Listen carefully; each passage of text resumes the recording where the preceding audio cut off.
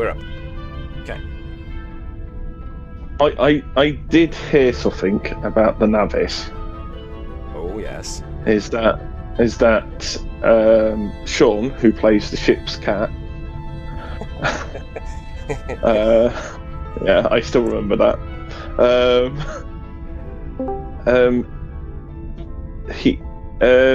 He built an AI, but it's a little robot which follows everybody around. Apparently, that AI is not allowed in the ship's computer. Yeah, that's what I got told. That's entirely true. Yes. Hello, Connie. Hello, Liz. Hello. Liz has muted herself. Oh, there we go. Morning. Yes. Morning. Good morning. We appreciate you being with us here today. Have we had our obligatory Dr. Pepper yet, Liz? I take it from the look on that cat's face that that's a no. The image of that shaggy cat that we've just been given would suggest otherwise. And here comes Mark. Okay, that's nearly the entire crew.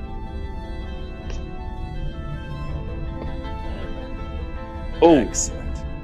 Oh, I've got another thing. Going away from Star Trek for like a minute or so.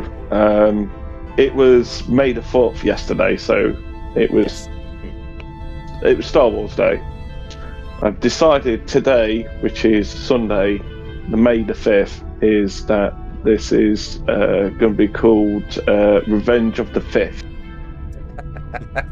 There's Revenge of the 6th tomorrow. Yeah, tomorrow's gonna be Revenge of the 6th. Ah, dear me. The 5th awakens.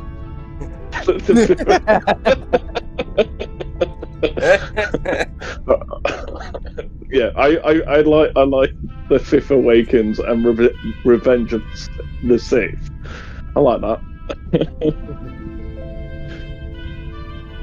I did have Wizards of the Coast actually did make Star Wars RPG years and years and years ago, and just when the prequel series was coming out, and I say the series films, just when the prequel films were coming out, they released a new edition, and I got every single book from there.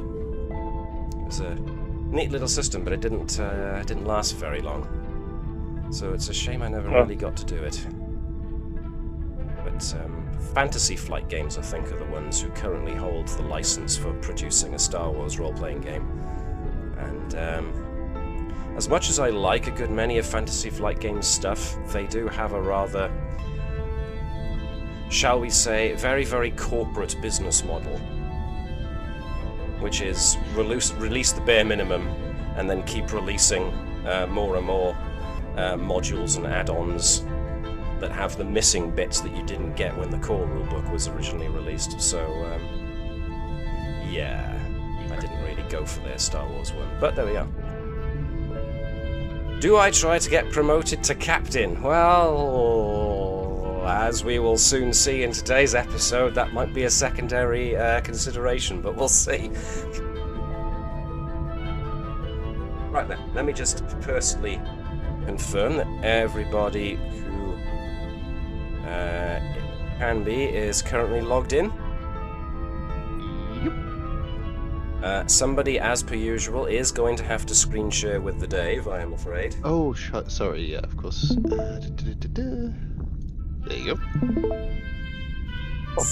Two. Two of them. Oh, don't need to. I can switch mine off then.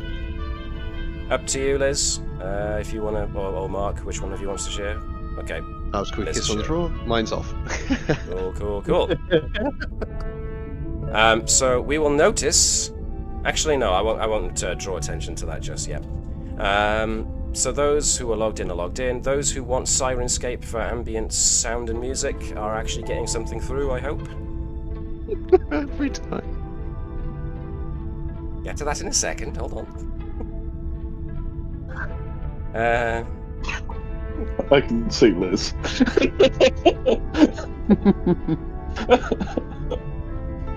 So, right. So those who want to listen are listening and are actually hearing something.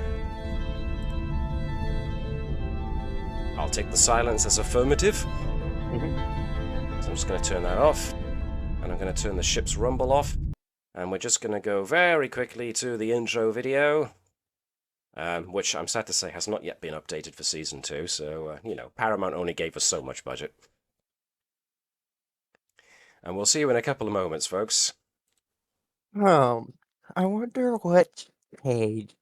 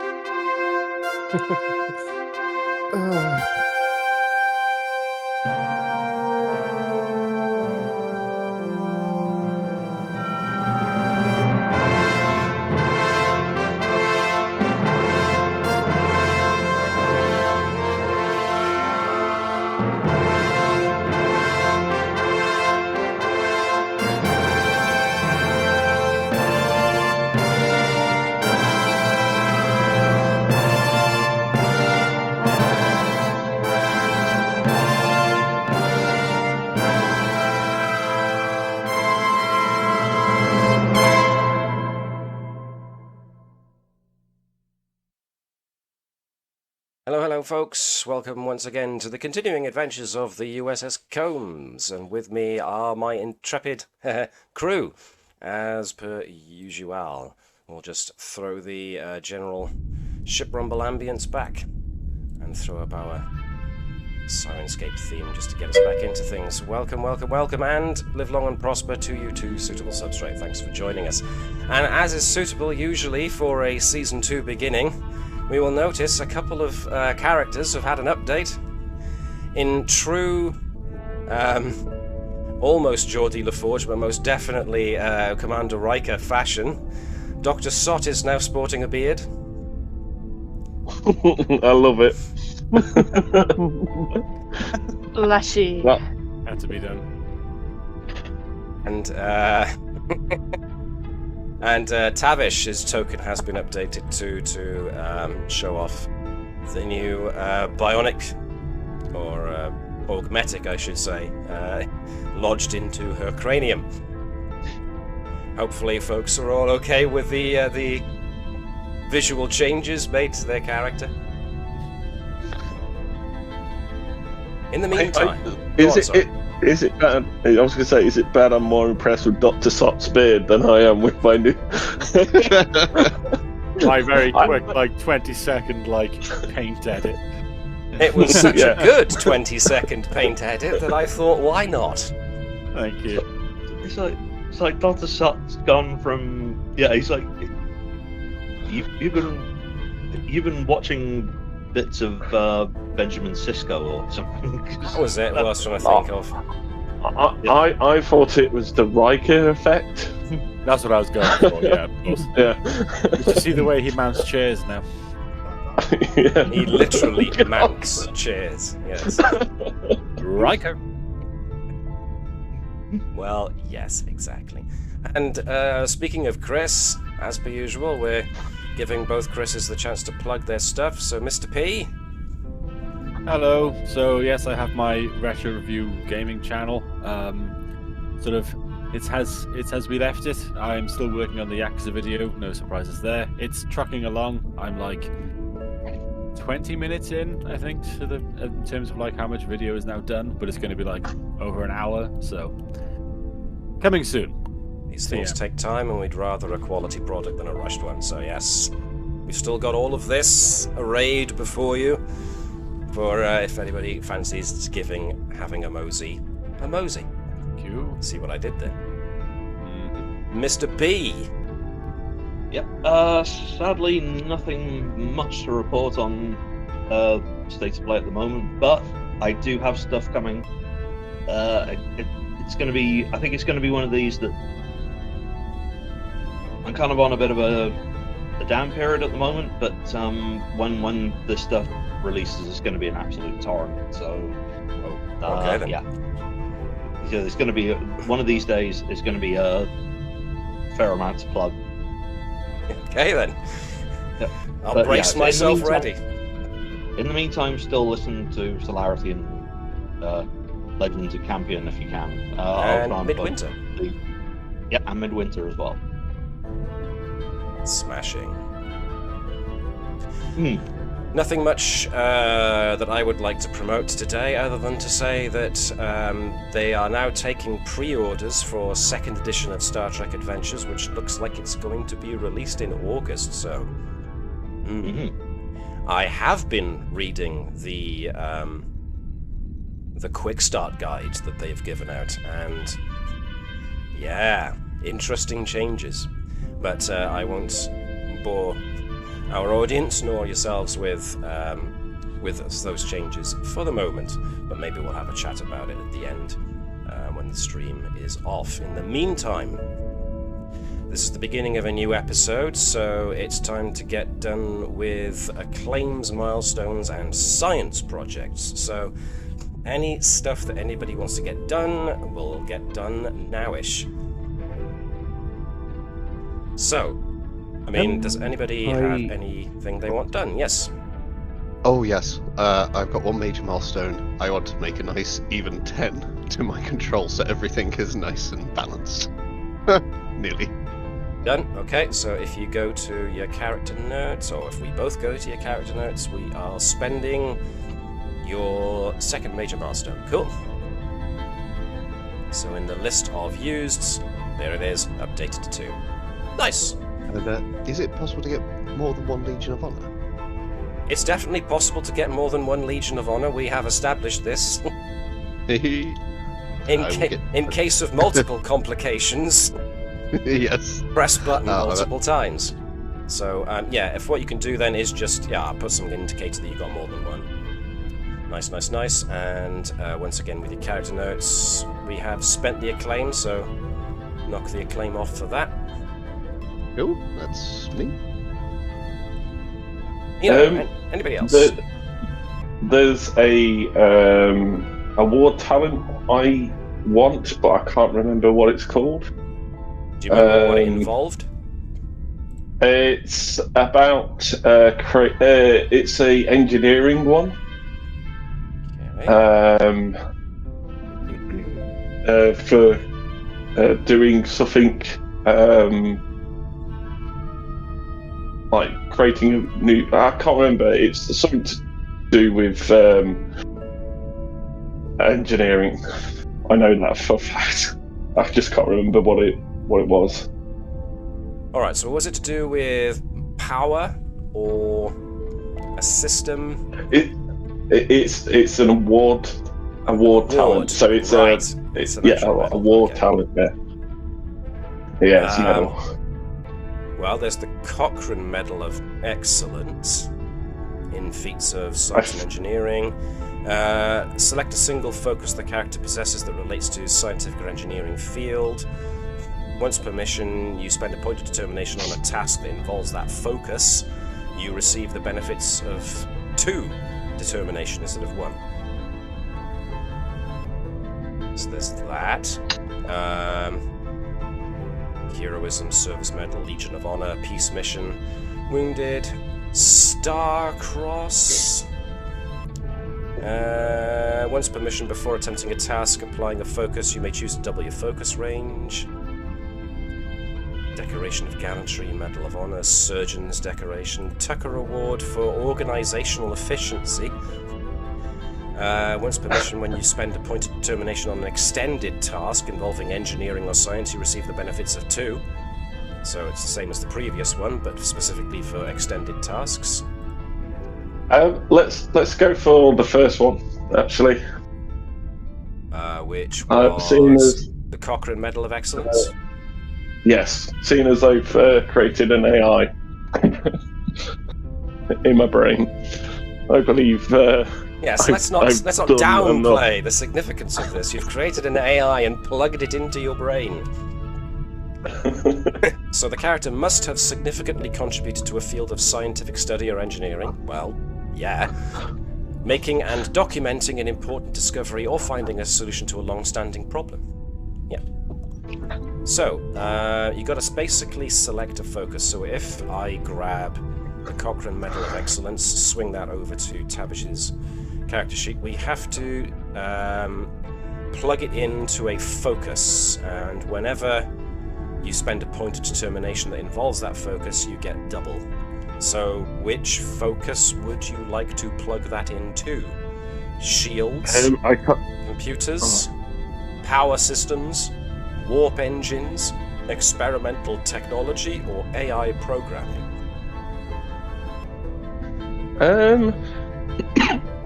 Power systems and warp engines and shields come up the most. Computers come up a fair bit as well, so... Whereas the last two, experimental tech and AI, come up a lot less, so... I was going to say, let's go for... Let's go for computers. Computers. Okay, done. Cochrane Medal of Excellence for computers. Alright, so that costs you 3, so that's 3 of Tavish's acclaim. Gone, leaving only 1. Oh yeah, and that reprimand is gone as well. Oh, thank God. She worked it off eventually. Just been sitting in the classroom. You got nil just going, this is what you should be doing. Yep. Yep. Alright then, anybody else want to spend their milestones or acclaim? I think I'll get another Legion of Honor. Alright then, so... Gerkow spends acclaim to grab another Legion of Honor. So basically just edit your Legion of Honor and just put something like ×2 or do what Mark did, which give like 2 stars to the end of it or something. Something just to indicate there's more. Oh. I like the stars idea. There you are. Just some indication that you've got multiple versions of the same award. Anybody else? Let's see. Okay, and now I think my beard was enough of an upgrade for the time being. Do I get another Legion of Honor, or do I see about becoming a captain? That is a good point.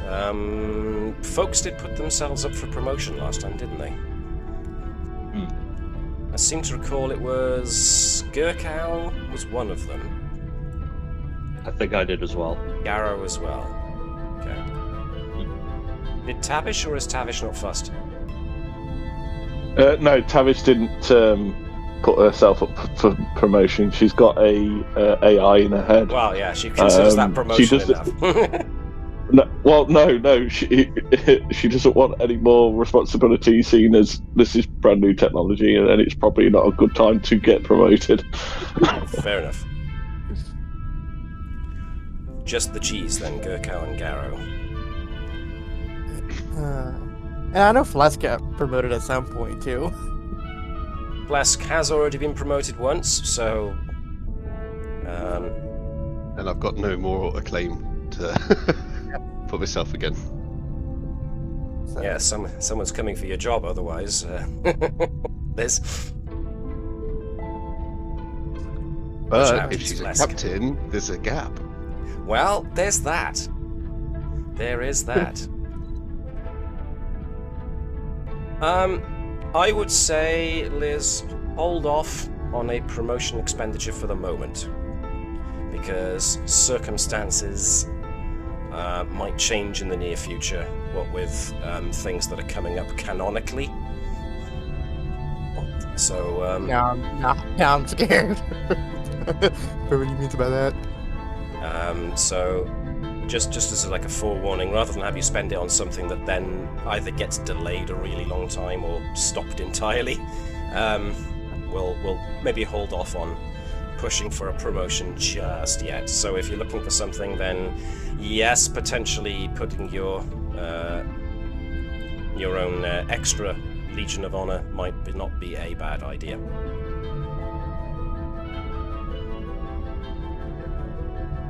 If that's the way you want to go. And that is 4, right? That's 4, which is as much a claim as you've got, so I will knock off for a claim on your character notes, and like with everybody else, if you just want to edit Legion of Honor and just put a little notice next to the title just to signify that you've got more than 1, that would be smashing. Excuse me. And stars. Everyone's going for stars. You're a trendsetter, Mark. Does he have 1 star after Legion of Honor, or 2 little stars? 2, and I'm just gonna, when I use it up, I'm gonna put like a slash, so I know I've used it for that episode. Whatever works and whatever helps. Oh wait, wrong date. I put it on the Medal of Honor, yeah. Medal of Whoops. Honor. Yeah. So many medals. So little shirt space. Okay, no problem. Alright. Cool beans. So then, if no one's got anything else, then we have some science projects to do, which was Gerkow and his energy siphon weapon research. There was also training of the Murgar, and Garrow's adrenal booster. Not Gerkow, Gerkow's adrenal booster. I'm sure Garrow will use it. I'm sure Gerkow will use it, but let's take us to deck 1, where we've got supporting characters who can help us with science.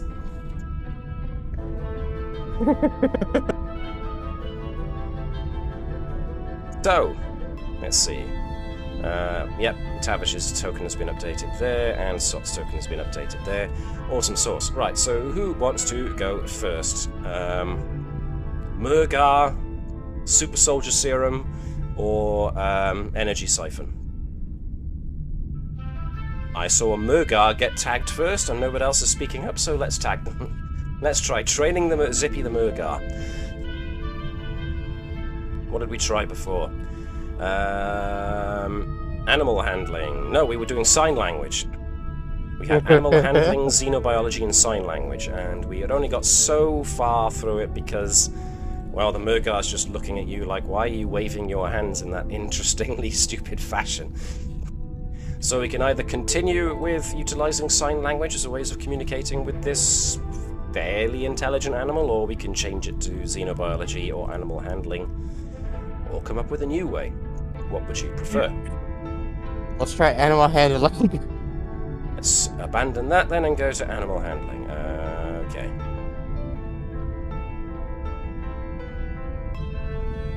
How far did you go? You 2. Okay. So we're going back to animal handling. Okay, so not many people have got much that should suggest animal handling. Garrow's survival might come closest, but Garrow's got his own science project he wants to do, so it's gonna come down to, I don't know, maybe Councillor Sachs can assist. Oh, I was going to say the Councillor for empathy. Great minds think alike. Ensign Ravalon has also got some experience with communication. Might not be a bad idea to bring him along. Ah. No, it would be a good. Can I theoretically use I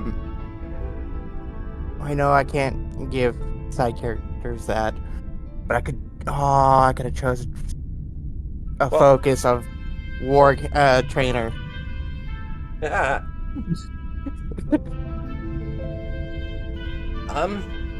Well, how many mediums do you have? You have spent all your mediums and your majors, okay. Yeah. Next time. No, as soon as I can. I'm Exactly, so. War trainer. Walk train. So until we get there, we're just gonna have to go on pure talent and charisma, I suppose. So I am looking for somebody to be Councillor Sachs. Let's have Connie. And somebody to be Ensign Ravalon. Let's go with... let's keep them as a team. Crispy. And what do we think? I'm thinking... Sure. Presence and... Presence and medicine for the Counselor. But definitely presence and... science for Ensign Ravalon, both of whom are rolling 1 dice. Hopkins is going to try presence and command. And you can use your linguistics focus, I suppose.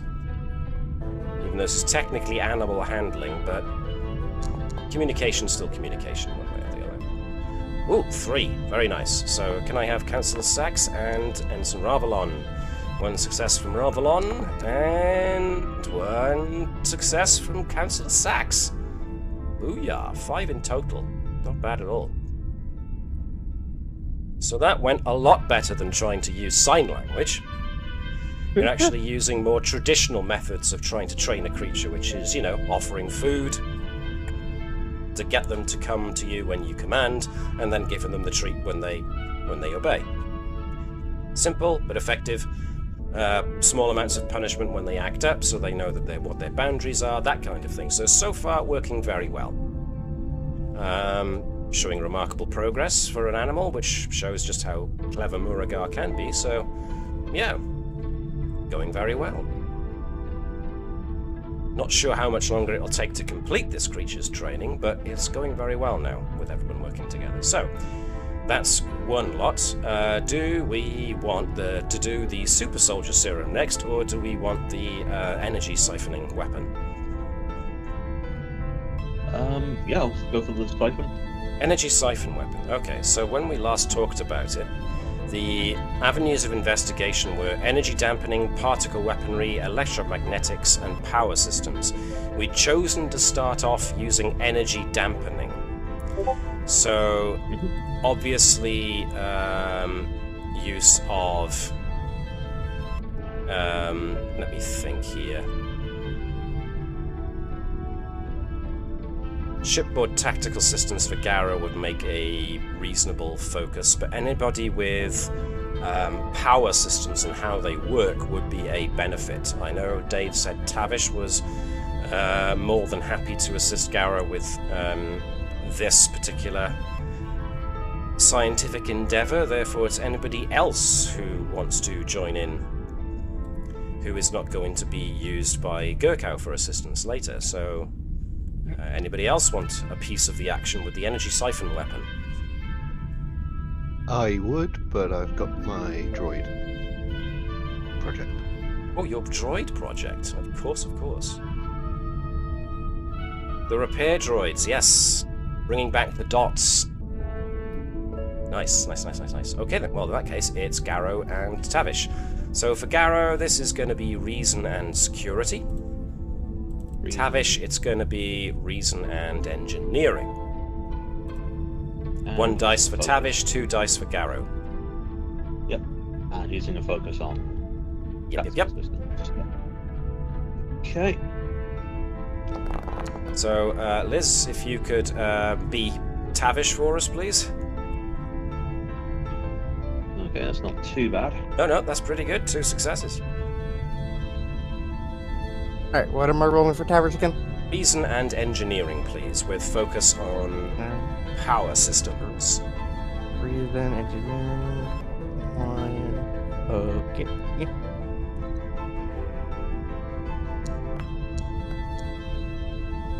Okay, 3 successes in total. Not bad progress. So, drawing up the plans,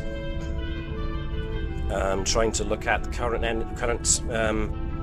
allies and adversaries who use energy siphoning weaponry. I can't think of any off the top of my head other than the Borg, who are known to use such weapon systems, but the Combs crew have come across technology that uses similar effects, like the time that your ship was captured by a tractor beam over, I think it was over Bacchus 4, actually. So, ancient alien technology you have come across previously has utilized similar tech. So, okay, not bad. Drawing up the plans, putting in some thoughts on how to do this. I was going to say, because Tavish and I once made a sort of siphon redirect weapon on a satellite. Of course, and there was that too as well. So you know that ancient alien tech has the capacity to do it.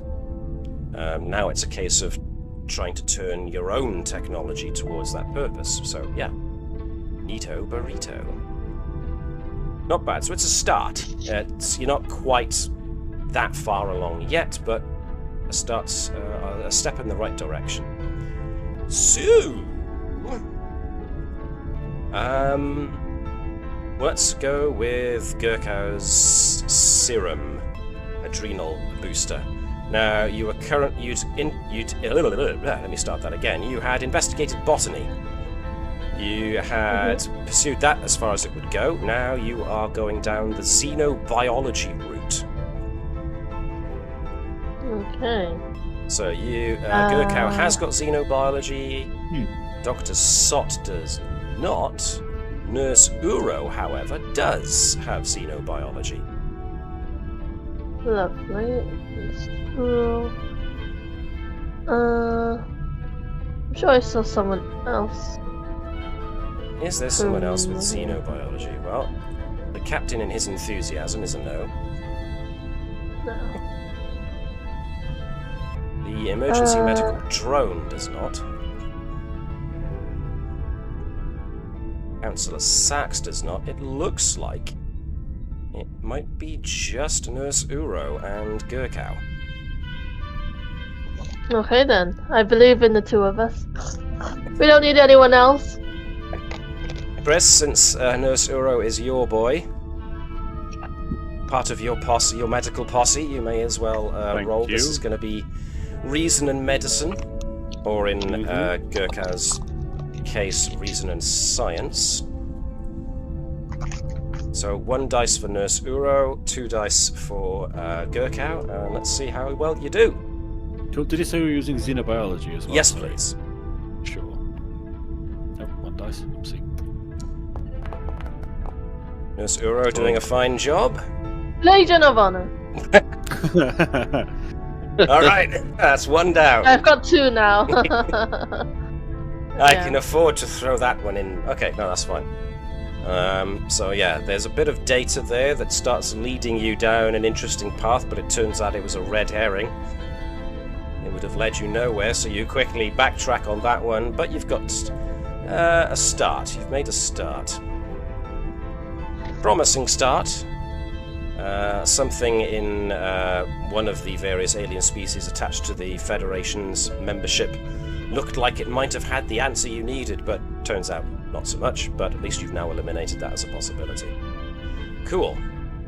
An early start, some ways to go yet. So let's do the final one, which is Phlesc and his creation of repair droids for the ship. Cool. So, I was going to get Zonvagor to help. Zonvagor. If I also get the captain to help, because I'm trying to research this ancient power source. He is definitely always keen. Yeah, I will say so. Cool. Yeah. So if I can get, let's see, Mr. Bell, could you be Captain Sobek for us, please? Yep, hang on 1 second, just, there we go, yep. So what, So, hold on a second, when you create an advantage, no, Captain has got something. No, maybe he doesn't, I was confusing it with somebody else. So the Captain is going to be rolling, reason plus... Now what are we doing here? Repairing, so that suggests engineering to me. So reason and engineering for Captain Sobek. His investigation and invention focuses will apply here. So 1 dice for the Captain. Phlesc gets 2, of course, reason and engineering. With a focus in power systems. Okay. Oh, that Captain, once again, is all enthusiasm, but one. Yeah. Could contributes have been worse. not as much. Oh, Yeah. Right. Nothing. Okay. No, to be fair, I did actually better than. Yes. Okay, so early starts are a bit mixed. It's a case of, well, it appears that the dots were taken out of circulation for a reason. And it looks like in order to do this, we'd have to retrofit the ship again. So it's definitely a case of, well, where the hell are we going to get room now? We've just put ablative armor on this thing. Now we're going to have to cut holes in the ablative armor in order to have access points that the dots can come out of. And all of a sudden, it looks like a lot more work than it was originally set out to be. So, yeah. That's not to say that you failed. It's just that you've just now realized that you've got a bit more work ahead of you than you may have at first thought. So, yeah, okay. I feel like the captain is pretty much going. You guys stop creating stuff for the ship.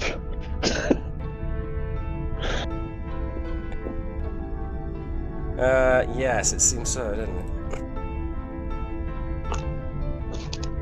But he tries, bless him. He tries. He wants to be part of the crew. He wants to help contribute, but it seems he peaked when he created variable warp geometry, so nobody wants to tell him, though. He's a bit sensitive for a Vulcan. Don't want to dampen his enthusiasm. Anyway, there we go. So that's our science done for today. Not bad. Not bad at all. Okay. So, anything else anybody else wants to get done before we leap into this episode proper? Nope. Excellent. Very well. We shall start with Hopkins. Trasa Hopkins wakes up very groggily. She doesn't remember much, except that the last thing she remembers was getting in a turbo lift on Starbase 234 in order to report back to the Combs, getting things ready for when the Combs leaves Starbase 234. The mission to Starbase 234 is a standard one, because that starbase is the one that is closest to the border with both the Romulan Star Empire and the Klingon Empire. It's also the last starbase that you report into when you make that journey to the Starbase 364, Narendra Station. So in order to keep your records, your fleet records as to what's going on in the Federation and all that up to date, the Combs and everyone else, occasionally on Narendra Station, have to make the trip back to Starbase 234 in order to pick up the latest fleet and tactical and every other piece of data to update your star charts and whatnot.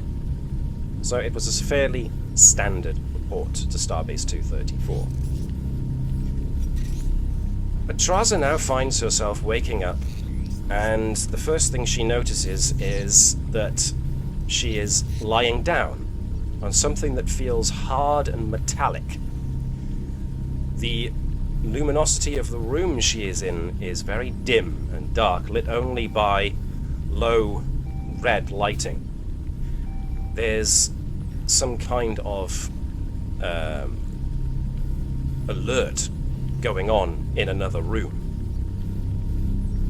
as all of a sudden, a figure bursts into the room. She is a Klingon female, and she is in a great hurry.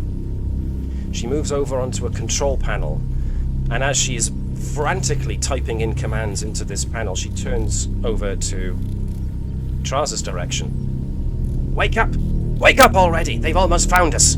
I haven't had time to apply the final chemicals in order to bring your memories back, but we're gonna have to make do.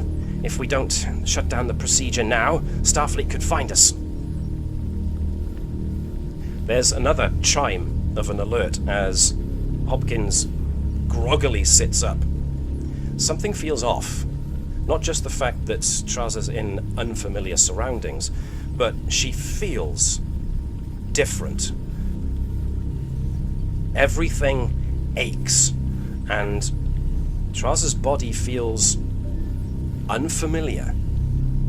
There's just something very, very different about it. As the other character in the room, the Klingon, grabs what looks like a hyperspray, or the Klingon equivalent, there is a sudden other chime of an alert, and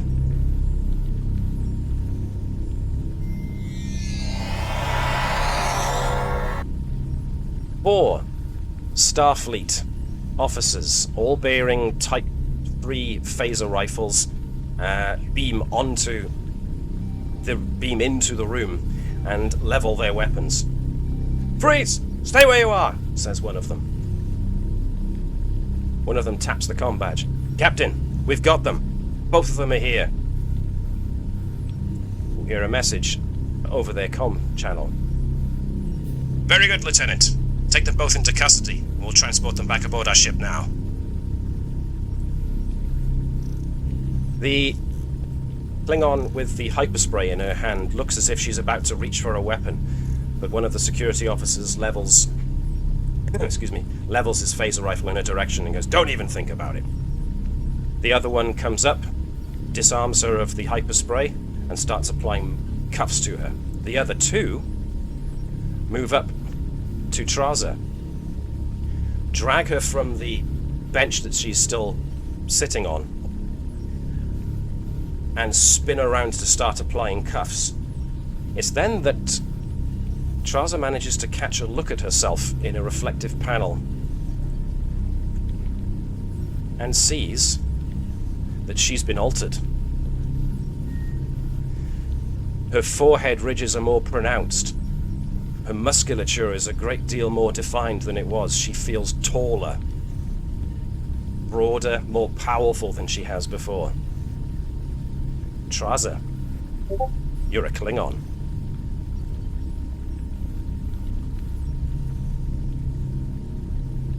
Now, what other Klingon traits should I get? Now, I'm going to zip us forward in time a little bit.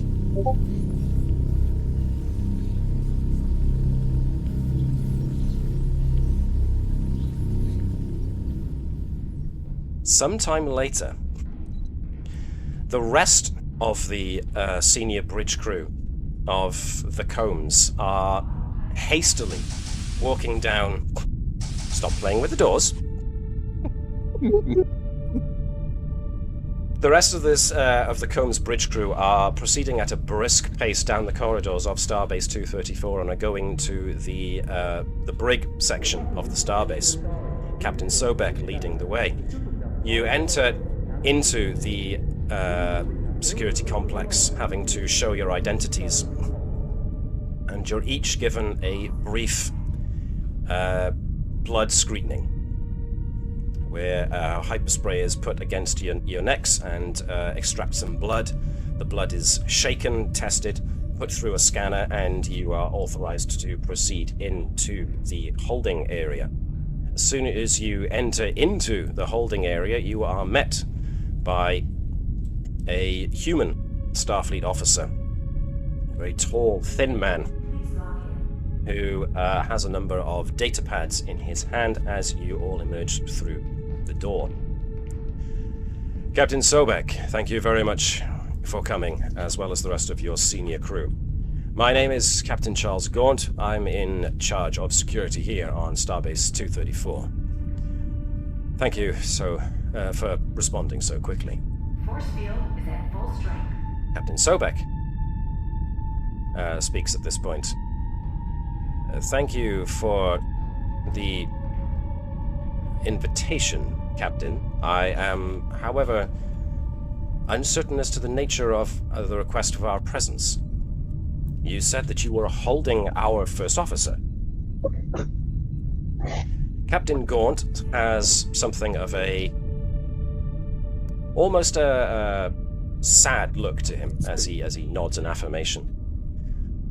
I'm afraid so, Captain. If you will please regard the console by here. So, the interface console next to the doors, he directs your attention to, so that all of you are able to basically crowd around to a degree to see the display as he keys up what looks like security feeds from internal sensors. And the stardate he puts in is about a day or two previous to your current one. The current stardate, if I can find it, is 49962.3. And Captain Gaunt directs your attention to the security feed. I'm afraid that your first officer might not be who she appeared to be at first instance. Please elucidate, Captain, replies Captain Sobek. Allow me to present to you the events as we have been able to catalogue them. At 11:03 Station Standard Time, Commander Trasa Hopkins was observed and catalogued on numerous on her travels throughout the station, proceeding towards the Strategic Operations Center. This, of course, is not outside of the norm. Usually the first officer of any ship has to download updated strategic operations information coming from the nearby systems in order to program them into your ship. He and Captain Gaunt indicates the security feed along with numerous pieces of code which seem to be access logs. If I can direct your attention to these access logs here, and he points, you'll see that this indicates the strategic operations system was accessed by Commander Hopkins at the time noted, and the data requested was indeed strategic operations data, which comprises, as many of you are no doubt aware, of our fleet disposition in the near area. But if I can now direct your attention to these subsequent commands entered into the system, still using Commander Hopkins's command codes, and with the internal security feed we can see that Commander Hopkins was still present at the Strategic Operations desk at the time. Not only was she downloading fleet disposition data, but she was also downloading sensor frequencies for all sensor comm and scanning buoys in the nearby area. And most concernedly of all, concernedly was the wrong word, Matt. Most distressingly of all, she started downloading the prefix codes for all Starfleet ships and bases in the area. Exactly 2 minutes and 45 seconds later, she exits strategic operations, and as you can see on these feeds here, she is proceeding down the corridor to the turbo lifts. She disembarks the turbo lifts 46 seconds later on deck 6 rather than deck 2, which is where she should be going, where she updating the Combs' fleet disposition data. According to this feed here, she is now proceeding to one of the maintenance access areas, where internal security does not have a direct feed. But 64 seconds later, she exits and proceeds back to the turbo lift. Precisely 12 seconds after Commander Hopkins is viewed going on the turbo lift, the conduits in that area rupture and cause a station-wide blackout. For the 30 seconds that the station is unpowered, internal sensors registers a transporter signal inside of the same turbo lift that Commander Hopkins was present in. Power comes on. The turbo lifts are kept in their locked position. A team investigates to find nobody there. There's more, I'm afraid. After the explosion was discovered to be sabotage, the station went on to red alert. Our operations center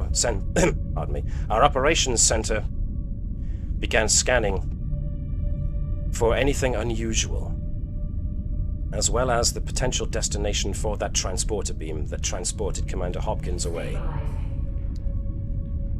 We discovered nothing. Empty space. But since it made no sense that someone would just transport themselves out into empty space, we began doing a more thorough check of the area and discovered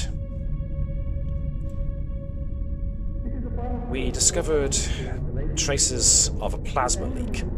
A small plasma leak from a ship. It was almost imperceptible if we hadn't have thought to check again. But that plasma leak appeared to be from a ship traveling at sublight speeds away from the starbase, more than likely looking to get to the system's edge so that they could employ their warp drive. We sent security vessels there to intercept them, and intercept them we did. The starship, to which the individual we believe was Commander Hopkins was transported to, was cloaked. However, there was a fault in one of their plasma coils which created the leak we were able to follow. We were able to disable the ship before its shields were active due to it still being in cloak. We then beamed people aboard to find 2 occupants to the ship, both of them Klingon. We ran genetic scans and were unable to actually access their identities. One of them claimed she was, and still maintains she is, Commander Trasa Hopkins. With relations with the Klingons as they currently are somewhat strained, the Klingons have not allowed us access to their informational database in order to confirm the identities of the 2 individuals we now have in custody. However, in the time it's taken yourselves to get here, we sent a signal out to Federation intelligence, or rather I should say Starfleet intelligence, in order to see if there was anything they had that would allow us to identify our 2 detainees. Just as you were arriving in the detention area, I got confirmation from Starfleet security. We have identified our 2 detainees as Askade and Cora of House Mokai. Captain Sobek, it pains me to be the bearer of bad news for you and your crew, but it seems that your first officer is a Klingon spy.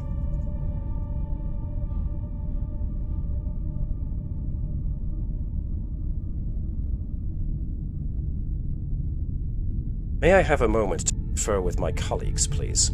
Asks Captain Sobek. Of course, Captain. I know this comes as a shock. I will give you a little time. Captain Gaunt walks away. Captain Sobek turns to those of you who are here.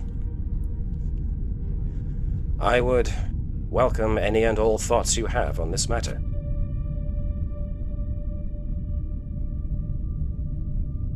It is quite a shock, I know. Finding it hard to believe, not just because of knowing Hopkins, but it's a very Romulan-like way of doing things, not what I'd expect of a Klingon. Indeed. Embedding so deeply and for so long a spy into Federation. So I'm still having trouble believing this at the moment. Your analogy of it being very Romulan strikes a very definite chord, Commander. What do the rest of you think? I believe this requires some investigation on our end. There's more here than meets the eye. I would agree. Then perhaps it is time. Is it all right? Go on. Is it all right? Is it all right if I do some analysis on the videos and everything else, Captain? I will ask Captain Gaunt if we are permitted.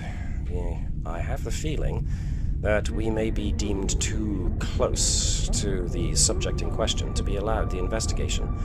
However, Captain Gaunt may be the one with the answers here. With me. Can we request an interview with the detainees? It's something I will consider. So, Captain Sobek leads the rest of you, and Captain Gaunt sees that you are ready to continue talking. My crew have requested if we are able to speak with one of the detainees. Captain Gaunt has a look on his face that suggests he's not surprised. I can allow you 5 minutes with the detainee. She maintains that she is not who we have identified her as. Unfortunately, genetics don't lie. And I can tell you that Starfleet Intelligence will be sending their own operatives very soon, and they will be arriving at this starbase within a few hours. They will be wanting to speak not only with your former first officer, but also with yourselves, no doubt. I am also obliged to tell you that, seeing as this indicates the potential for sensitive Starfleet information to have been compromised, the Combs is going to need to be audited. All of its logs are going to need to be handed over. Every single crew member that has ever worked with Commander Hopkins is going to need to be interviewed. Starfleet Intelligence are going to want to go through this with a fine-tooth comb. I will allow you 5 minutes with... I will allow you 5 minutes. I'll be over here if you need me. He goes back over to the console. So, it appears that Hopkins is being held in the furthest cell on the right.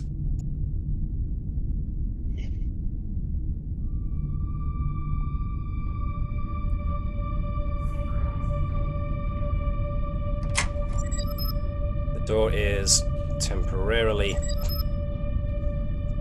unlocked to allow you access.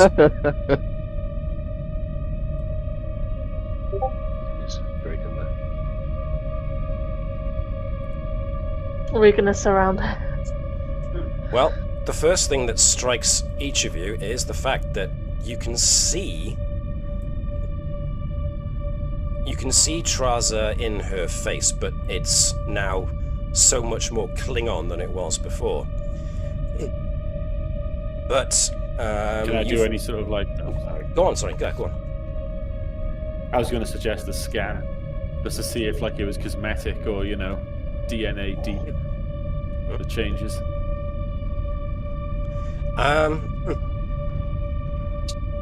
Okay, yeah, sure. Go ahead. This is going to be a control and medicine check.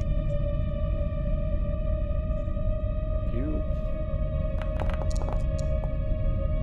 Legion of Honor. Those are coming out quick and fast. Yikes. Okay, so a quick tricorder scan reveals that, yes, on a genetic level, she's fully Klingon. The thing that all of you notice, you've been around her long enough, it's like, almost like stripes on a tiger. Every tiger's stripes are unique. And so, like with facial features, Klingons' forehead ridges are usually very unique, usually to their families. And so you've gotten used to the shape of Trasa's forehead ridges as half-formed as they are, being half-human. But now that she's fully Klingon, the forehead ridges are a lot more pronounced, but the shape is different. And on a genetic level, yes, she's definitely fully Klingon. If this is not just purely cosmetic. She has all the extra organs that Klingons do. Her bones are longer and more dense. Her musculature is a lot more densely packed as well. She's a fully formed Klingon.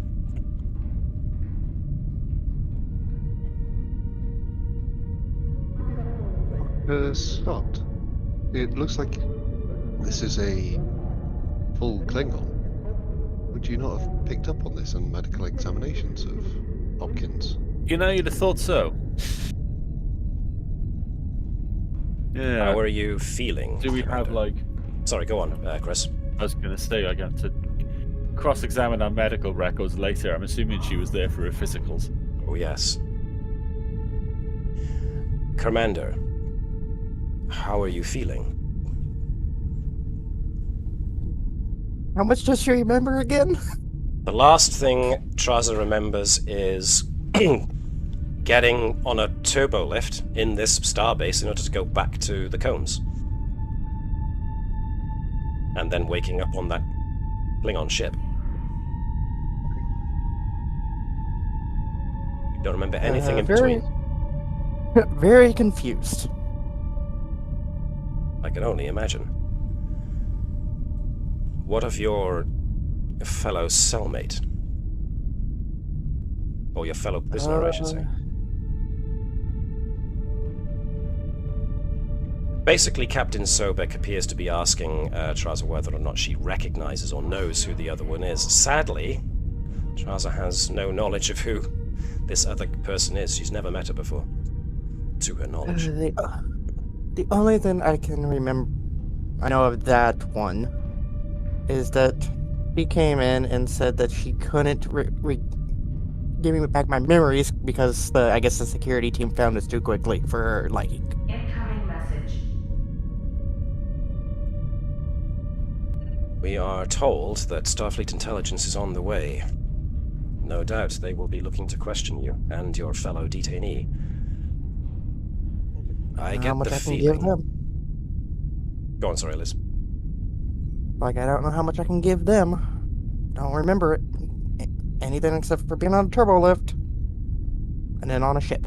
Please log in. As Gerkow has very helpfully whispered in my ear, can I do some sort of like a brain scan or like a health check? Sure. I mean, in your initial scan of her, you would have had all of that data as well. Oh, okay. Her brain waves, the pattern looks familiar. I mean, Dr. Sott has conducted physicals on all the crew, and particularly those with unique physiologies, and indeed those with, shall we say, augmetics. All those people need to be monitored a lot more regularly, just to make sure that their mix of biologies are still coping well enough. And those with augmetics, which includes Gerkow as well as Tavish now, have to have regular checkups in order to make sure that there's no rejection going on of the augmetics. So as a result, Trasa, Gerkow, Tavish are all very familiar regulars in sickbay, and as a result, Dr. Sott is used to seeing their biorhythms. That includes their brainwaves.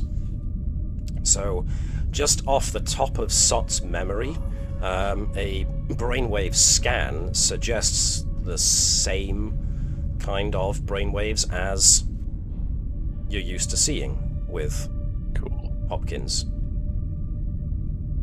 with a few potentially anomalous ones in there, which to your expert medical knowledge makes a certain amount of sense because her physiology is now different. System stable. Yes, Mark? Can Phlesc do a little sort of identity check by intentionally getting Ziggy's name wrong, like Zoggy saying, who do you want to look at? look after Zoggy whilst you're away in this cell. Just see if she picks up on it. Yeah, so Liz, Trasa remembers the name of her trained Murgar.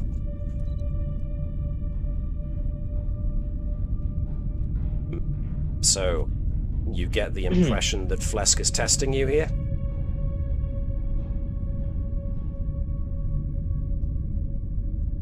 So I'm assuming... Yeah, go on. Sorry. I forgot the actual name of the Klingon that's on the ship as well.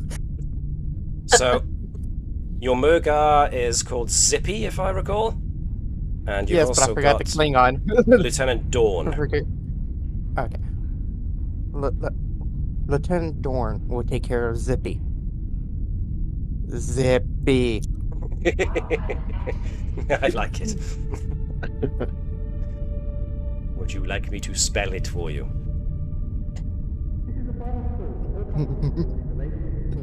All right. All right. We do not have that much time remaining to our visitation hours.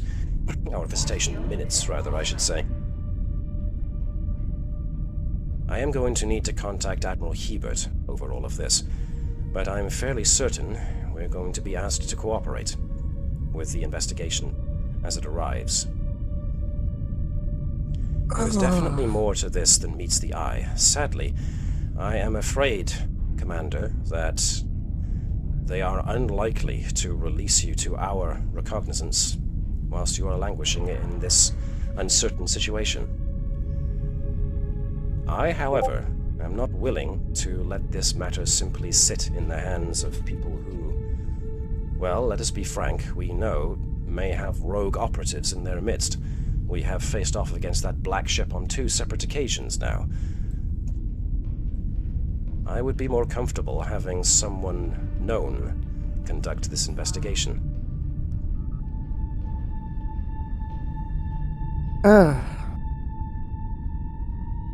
My friends, if I may, you have all accrued a rather generous amount of leave time, and this whole situation has been very, very stressful. Dr. Sott, would you not agree that as part of the mental health and well-being of the crew, that the senior bridge officers who have now been dealt a very stressful blow be allowed to take some time off in order to collect themselves appropriately? I realize that Chris has just exited the room. Yeah. I am definitely feeling very stressed, and so is Neil. So we deserve this time off. Hopkins will tell the commander, see if you can't use some of my contacts and get the Captain Picard to lead this investigation. I think he would be very fair and impartial. That is not a bad idea, Commander. I will put feelers out to Captain Picard as soon as I am able. The rest of you, I feel compelled to grant you extended leave as a result of these rather unusual situations. Please make sure to log... Does Tavish's AI detect anything interesting? Not really, other than the fact that Neshlel just reports an initial error with recognition. That Neshlel recognizes that this should be Hopkins, but the visual stimulus does not match visual memory. So Neshlel is basically going, she doesn't look like Hopkins.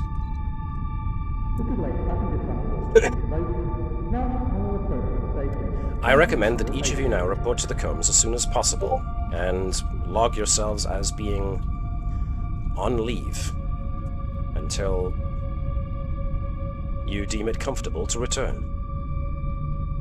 In the meantime, I do believe there is a certain amount of work that needs to be completed before you do officially go on leave. I will, of course, remain behind in order to liaise with the investigation headed by Starfleet Intelligence, and, of course, put in a word with Captain Picard. Now, in the interests of not needing to know anything more than I can perjure myself with, I will go have a conversation with Captain Gaunt. Please excuse me.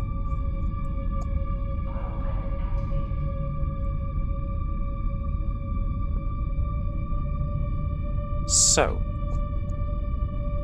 Captain Sobek, it seems, in his own uniquely Vulcan way, has basically given you guys leave, literally, to investigate this, but, well, you're gonna have to be quick and maybe a little bit sneaky about it, so...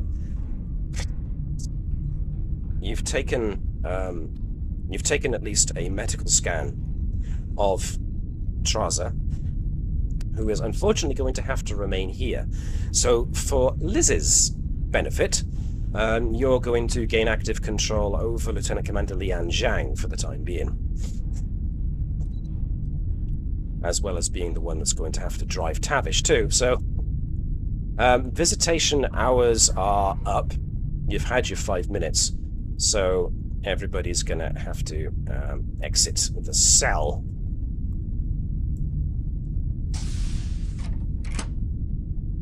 But you do now have a short window to do some investigation with, so what would you like to do? What are the first things you'd like to try? Sorry, Mark, what was that? Are we able to talk through the cell door to the other Klingon? You can try. Who are you? I wonder if we could get onto the Klingon ship and investigate their medical bay. Well, Phlesc goes up to the viewport, as it were, to the other cell, and yeah, you press a button to put your voice through. Who are you? And she looks over at Phlesc and then just stares at the wall of the cell, squares her shoulders, and just says flatly, I am a Skade of House Mokai, and I, again, demand to speak to my embassy. I'm gonna try and poke the bear. Is that by insinuating that I didn't think Klingons would do something as dishonourable as sabotage and subterfuge rather than an honest fight? I mean, this is a House Mokai, so... But, sadly... Go on, Dave. Lily was just going to turn around and go, you sound... That kind of tactic sounds more like, you're a Romulan. Skade of House Mokai just turns once again to the viewport and has a sly smile on her face. A Skade of House Mokai, I demand, again, to speak to my embassy.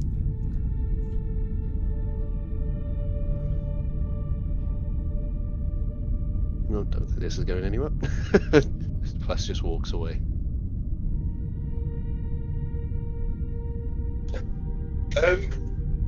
Go on. Can I just...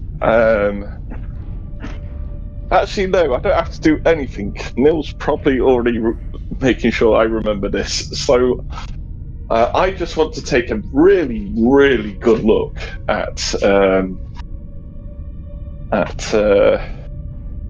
this prisoner. Okay. Like, getting all the features and everything else. Okay. Fine. Since Neshlel basically works as almost like a eidetic memory for you, so... Yeah. That's fine. You don't need long. You just need a long enough to take in all her features. Say your name again. I forgot. Skade of House Mokai. I demand to speak to my embassy. Can I also remember her tone of voice and everything else, please? Very well, okay.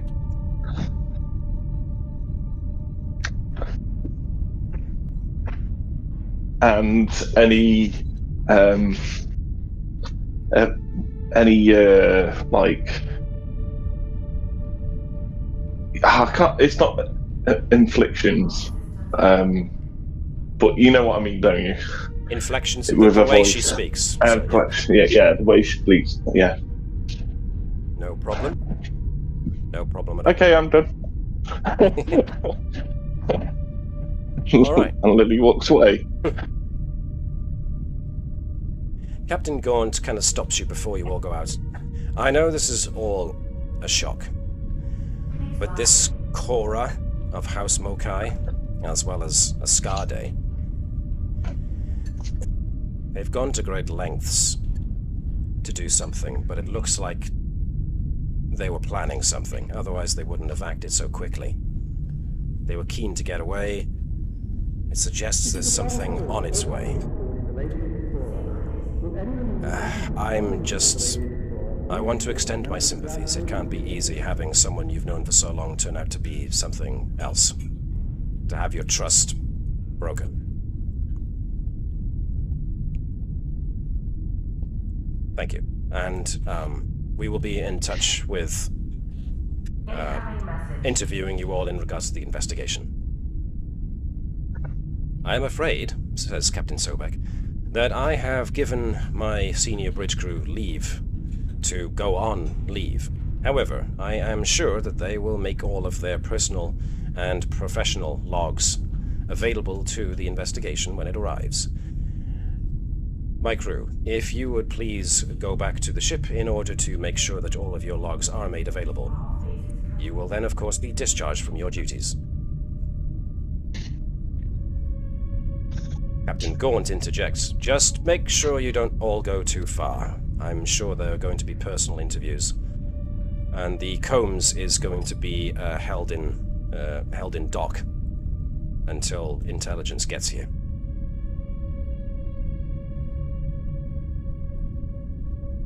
So, I'm going to take us back to the bridge. And of course, Hopkins. Not there any longer.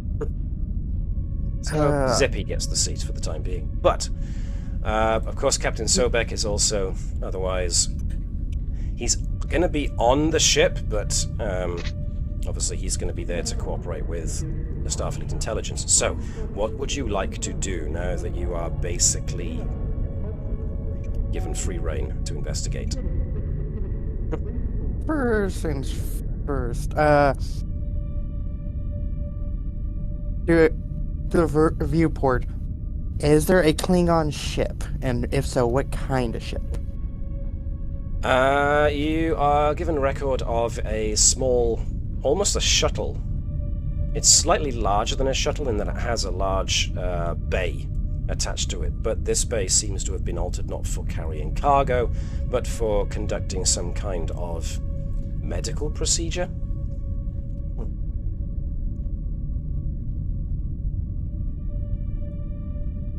That's about all that you can discern, really. The nature of the medical procedure is obviously something very, very complex and potentially invasive, but it seems that the memory store, the main computer memory of this medical system, is locked. Oh, I'm sure Tavish can get past that. Yeah, I think I would like to chase this up as well. Yeah. Okay. Same here. Because, remember, Hopkins did say they were caught before supposedly they could give back all of the memories. So, We also check the Starfleet medical logs on Tavish before the incident. you mean Hopkins before the incident? Hopkins, sorry, yeah, not Tavish. Yeah. Just to see. Oh god, what's Tavish done now? I could have sworn Tavish wasn't always ginger. What's happened? I dyed my hair. Leave it alone. Very New hair, suspicious. new hair, new implants, new me, new season. Yeah. I couldn't grow a beard.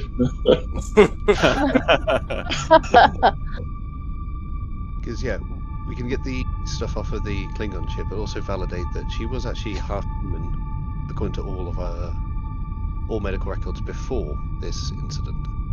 Or if maybe she was always truly Klingon, and we just didn't pick it up. All phases complete. Which would be an interesting hypothesis, given the fact that you've done numerous missions where you've beamed on and off the ship. And not to mention the aforementioned mandatory medical exams that everybody goes through. I was going to say, can we? Because when you get beamed aboard, Yeah. It has it does a scan. Well, it does a scan on you, doesn't it? Yeah. As you're coming through, and gives information on the person coming through. So I'm sure we can get those records as well. Indeedy-do. To see if there's anything we missed with Hopkins.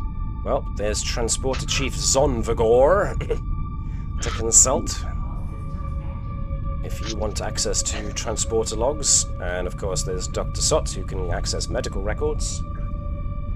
I think I would also like to investigate the scene of where Hopkins last remembered she was, so we can ascertain if and how she was kidnapped. Okay.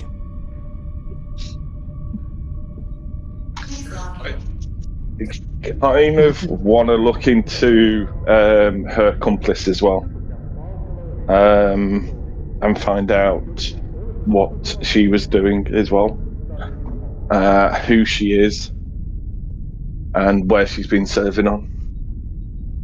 Okie dokie. Okay then, so first things first. The first request was to... Yes, I recognise that Zippy is indeed zipping around the bridge. I'm trying to find Hopkins. Commander Zippy, our best commander of the Combs so far. Don't know how Trasa would take that, but there we are. She can hear it. Right, so She approves. first indication was transporter logs, essentially. So you want to see if you can comb through to transporter logs in order to see if there's anything, I suppose, suspicious. So anybody who wants to do the transporter-related stuff, I mean, Phlesc is there, and there's obviously Chief Zonvagor himself. Plus, there's also the Combs herself. Yeah, I can help out. I do have a focus. Let me bring the Combs in as a token, actually, just to make it a little bit easier to access its stats. Okay.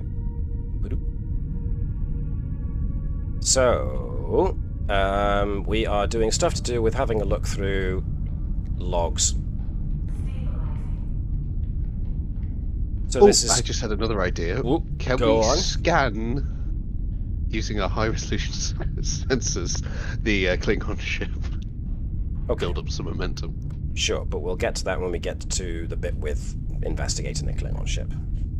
First part of the investigation is the transporter log. So if we can have somebody be Zonvagor, let's have Chris Bell, if you can be Transporter Chief Zonvagor for me. Right by here. Yeah, I see. Yep. And is Phlesc going to be leading the charge on this one? I do have a focus in transport, so I don't mind leading. Okay, cool. So for Zonvagor, we're going to have reason and engineering, I think we'll go with this, because you're actively looking for patterns or unusual things. So Zonvagor gets reason and engineering with focus on transporters, rolling 1 dice. Phlesc does the same with 2 dice.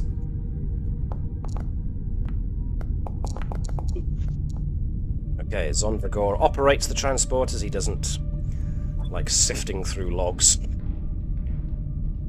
I mean, the amount of away missions and beamings to and fro that Hopkins has been present for means you have a lot of logs. Combing through them takes some time, and you are able to discern that... Excuse me. There are no unusual patterns.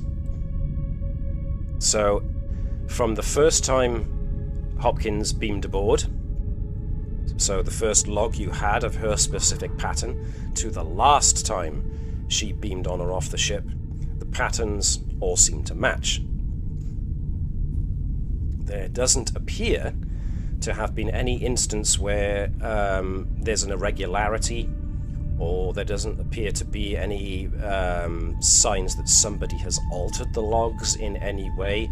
You're fairly confident that these are the logs as pertains to the ship as they were taken at that time. So far, you have that much going. So, next was... what was the next plan of action? It was investigating the Klingon ship, or did I miss something out as well? Klingon ship hacking the records on... Oh, and trying to have a look at the medical procedure that it was enacting on... or that it was built to enact. And Gerkow was going to check out the last known place. The what, sorry? Gerkow wanted... Oh, sorry. Sorry.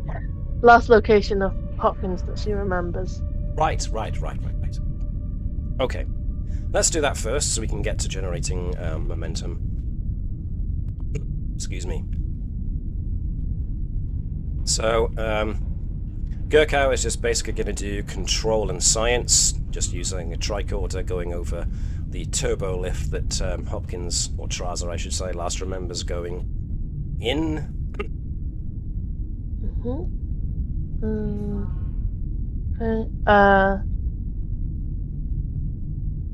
Is there any probability of me finding something, since I know that Trasa was in there and we have a, I'm going to go more with xenobiology, actually, because you're looking for like genetic samples to see whether or not there was somebody else or something else. So I'll go with xenobiology rather than probability, actually. Lovely. Okay. So control and science, here I go. Okay, 2 successes, not bad at all. Again, now the difficulty here is that turbo lifts, especially on a way station like Starbase 234, means that a turbo lift sees a lot of activity. So you have cast off genetic samples from an awful lot of people. Woof! Hey, Pixel. So, discerning Hopkins' own genetic code amongst all the other people who have used this turbo lift before and after is very, very difficult. But at the very least, you don't have anything that sticks out except for an unusual residual energy signature that suggests the energetic after effects of a transporter beam.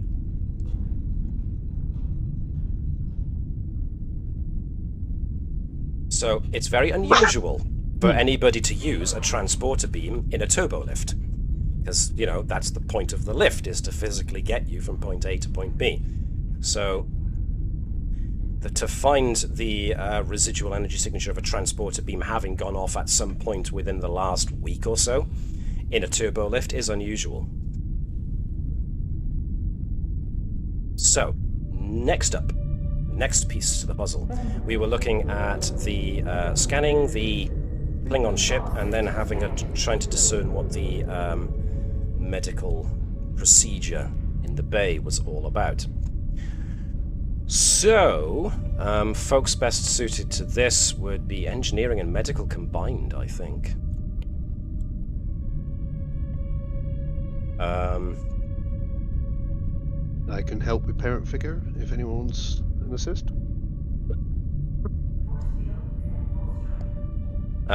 Chris B, if you could be the Combs ship for us. Okay. I'll bring the Combs in so you can there see. go. So you'll be using the Combs' sensors and science. Yep. Only one dice. One dice. Any focuses or? Nope, no focuses or anything like that because the ship is not a sentient being and therefore does not have a focus. Okay. If it was, Okay, just one. things get one dice, very yep. interesting. Just one dice. Okay. One dice, Go please. for If Tavish is assisting from an engineering point of view, she can do. Yeah, let's do that. So this will be reason and engineering for you to examine the actual ship function itself. And we'll also have Dr. Sott with reason and medicine. So one dice from Tavish, please. So Liz, if you could do that for Tavish.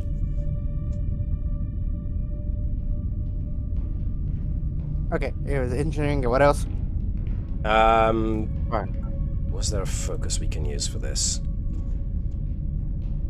I mean, computers would be an applicable focus if you're trying to go through the computer system to find out what it was going on. So, reason and engineering for Tavish with one dice and focus. Am I assisting as well? If you wish. Yes, I would. Well, that's another two successes, followed by another success from you. So, now it's down to Dr. Sott. Is Chris back, or is he dealing with the dog? Nope, there he is. Sorry, I'm here. Oh! That was a 1, but it rolled over onto a 19. But, nevertheless. Okay. The medical equipment in the back of this shuttle, for lack of a better word, is something that no one's ever come across before, especially Sott. It's medical technology of the likes that's very unfamiliar. It seems to be some kind of bizarre cross with almost like who was supposed to lead? Sott.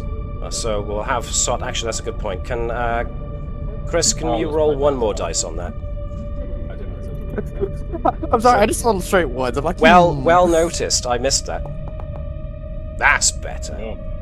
Boom, bugga, boom, boom, boom. So that is in total 1, 2, 3, 4, 5.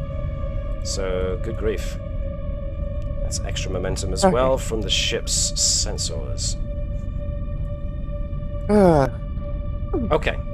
So a thorough scan and an investigation of the ship yields that, yes, it's a medical procedure, the likes of which you've not come across before. It seems to be, the bay is dedicated to something that looks almost like a surgeon's bay, but a lot of the tools and equipment seem very invasive, rather than doing what something like Starfleet would do, which is try and, open you up carefully with pain suppressors and take care of things. This seems to be some kind of full body modification type stuff.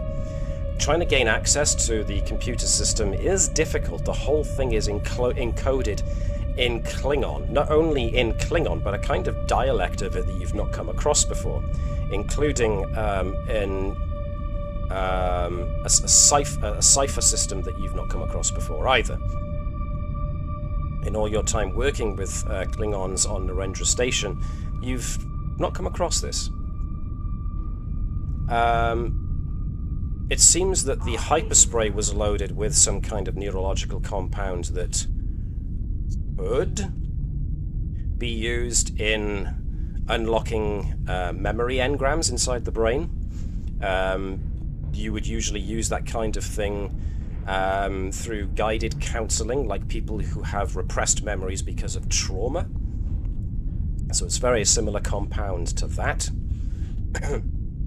But in a very typically Klingon fashion, it seems a bit blunt and an all-or-nothing kind of job rather than the somewhat more measured approach that somebody in Starfleet would take to it. Finally, looking into a scar day of House Mokai brings up nothing. In trying to access the Federation database on it, the Federation database comes up with no such person. Trying to access the Klingon database, you come up with a firewall that is basically an official Klingon government screen saying please contact the nearest consulate to negotiate access to sensitive Klingon documentation. So you hit a roadblock there. Captain Sobek does, however, make contact with Captain Picard and at least sends a message out saying that Commander Hopkins has been accused of being some kind of spy. A Klingon one at that. And we would appreciate your help forthwith. There's no reply from Captain Picard as of yet, so you'll have to see.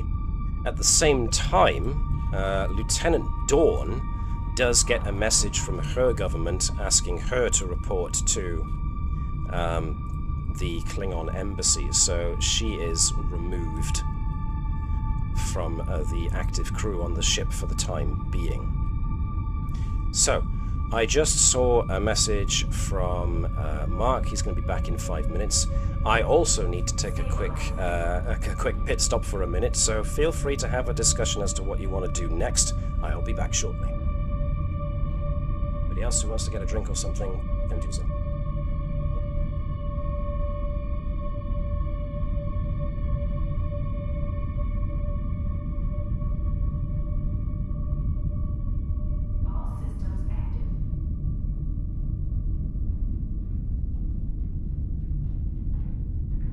So, who's here? The Muragar is our I'm here. actor at the moment. What was that? I'm here.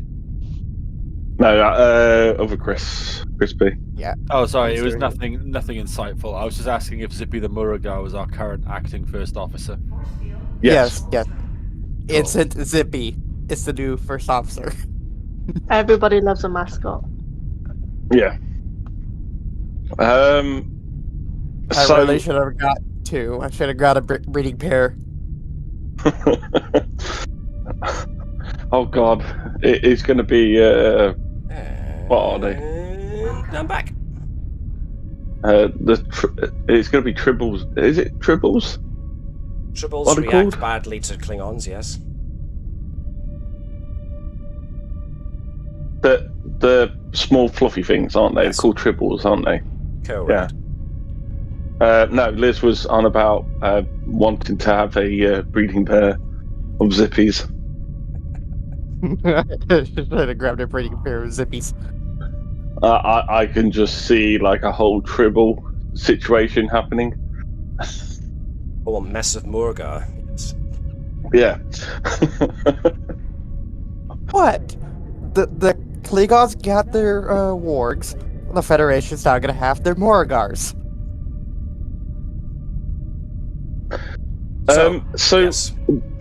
Oh, sorry. What's all the information we've collected so far? So you have. First of all, Go on. So you're going to recount it. Okay, cool. Go for it.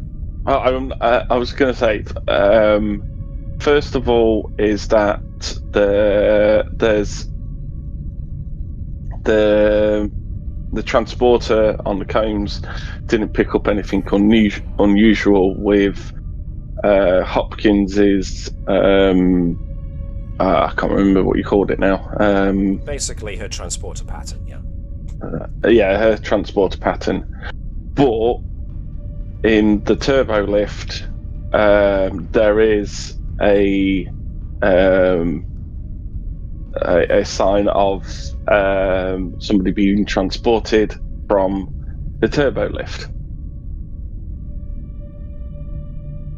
The Klingon shuttle was definitely built to do some kind of medical procedure, but its computer system is encrypted in a form of Klingon that you've not come across before. Okay. Let's do some hacking on that system. I want to do some hacking on that. I want to do, well, yeah, I want Lily to do some hacking on that system. Look, she took on an agent AI, so a Klingon encrypted, computer shouldn't be too difficult. Okay. All right then. Anybody want to help out with that? I am back, and I've come back at just the right point. I did want to help with this. I think. Go on. Sorry.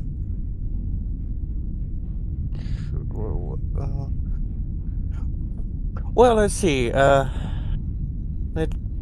Zhang does have computer expertise as a talent.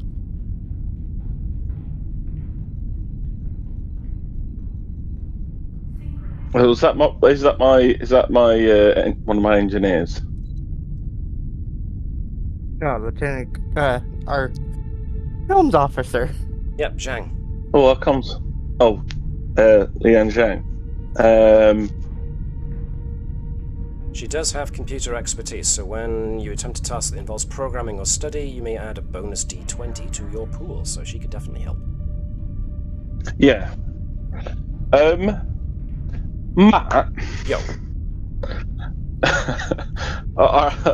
And probably the rest of the crew.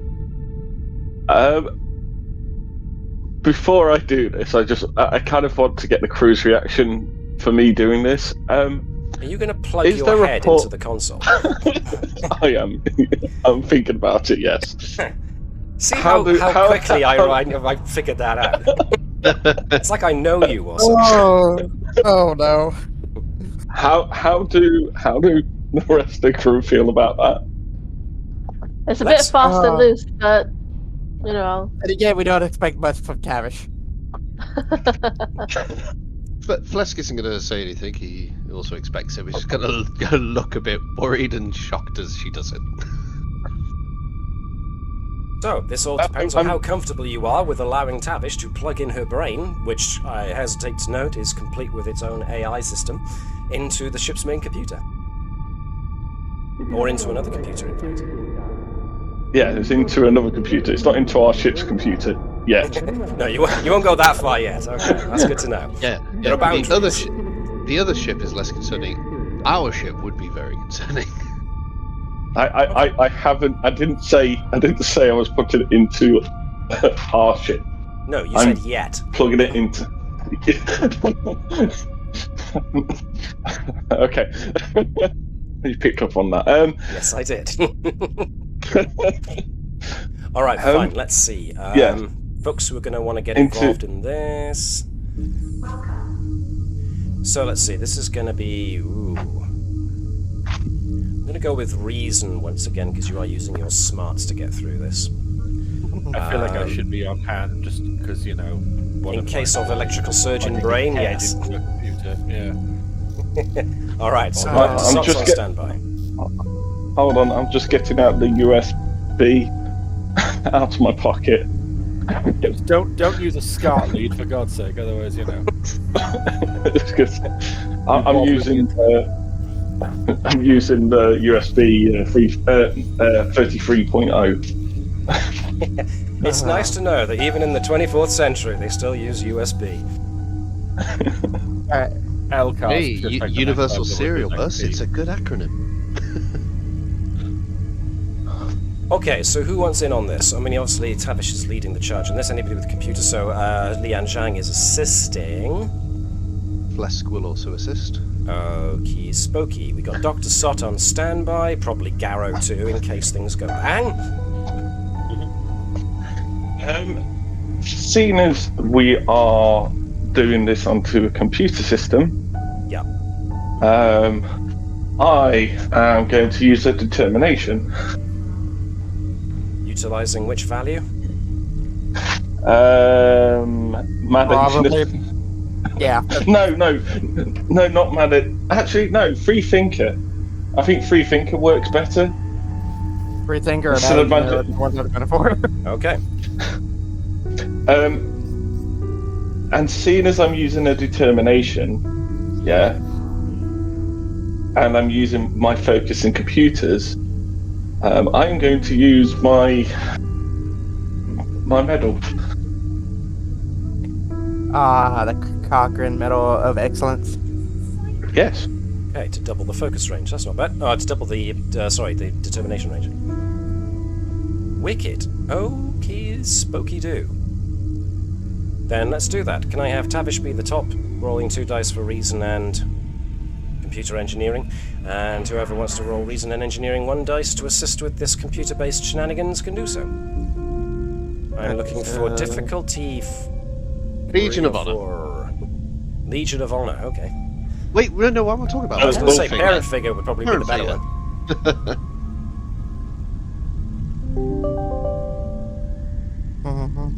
Did anybody want to get Tavish? That's a good point. Can I get Chris B? Could you be Tavish for us, please, whilst Liz is being Lian Zhang? Yeah, where's Tavish? Hang on. Let's, Up here. Oh, shoot, I forgot to add the bonus d20. Oops. there we go. Oh, we'll do that now. Sorry, then. is it reason engineering? Yes, please. But rolling 3 dice. Three dice for Tavish. So roll 2 more. So actually, no. Wait a minute. No, Oh, it's sorry. No, roll just 2, two- just 2. roll. Yeah, 2 with Determination. determination and focus. Okay. So determination, cool in a crisis, or mad engineer? Cool. We were going for free thinker, actually. Okay. Okay. So determination and focus. Yes, please. Okay, I need to take one of those off then.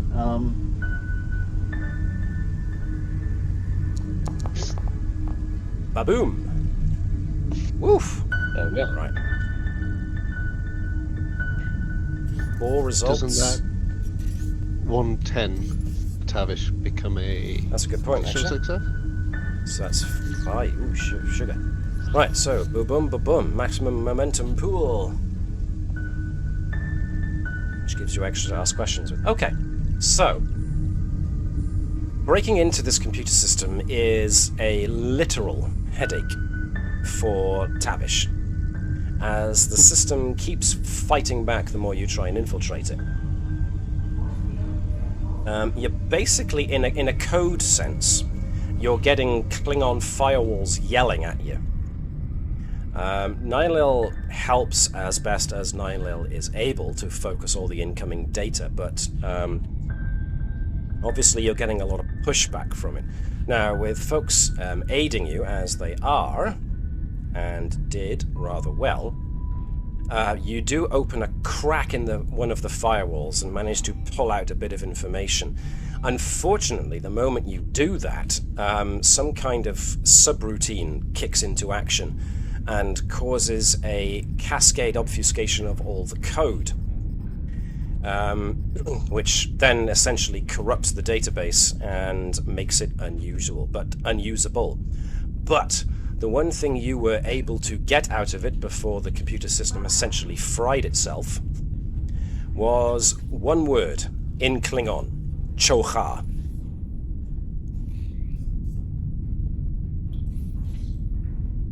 What it refers to, He you will don't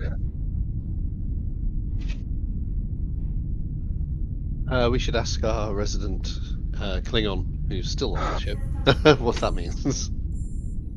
You No. don't have a resident Klingon on the ship anymore. Oh yeah. Well, no, not Hopkins. He had one of the. No, Yeah. no. She had to go back to the embassy. Lieutenant God, yeah, Dawn was sorry. requested to come back to the embassy. Interesting timing, though. Hmm. And we don't have anyone with. Oh wait, no. Rafalon's got linguistics, xenolinguistics. Avalon does have xenolinguistics, but he has not come across the word chocha before in the Klingon dictionary.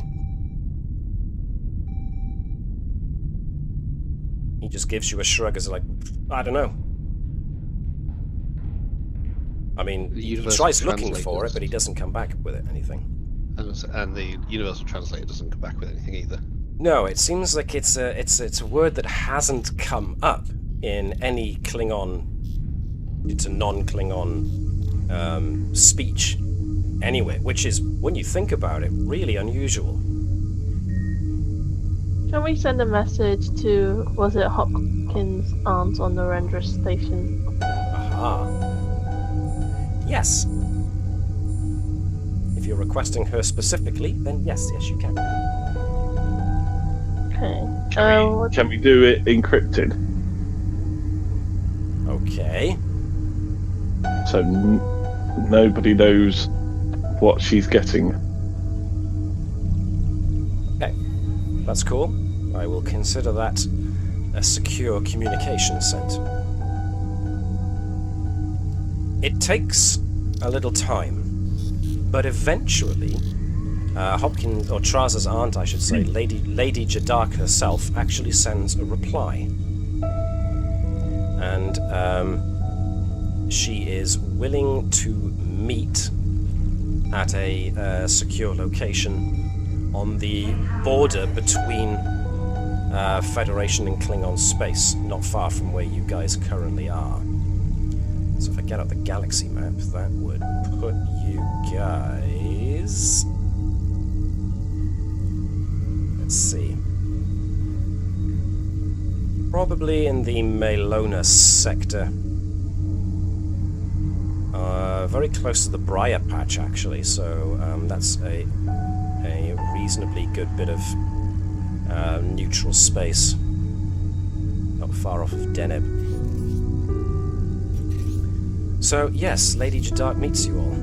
Be right back, no problem, Liz.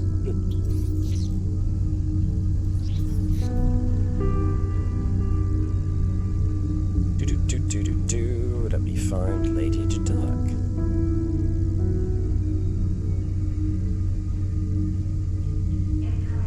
Oh. Excuse me a second.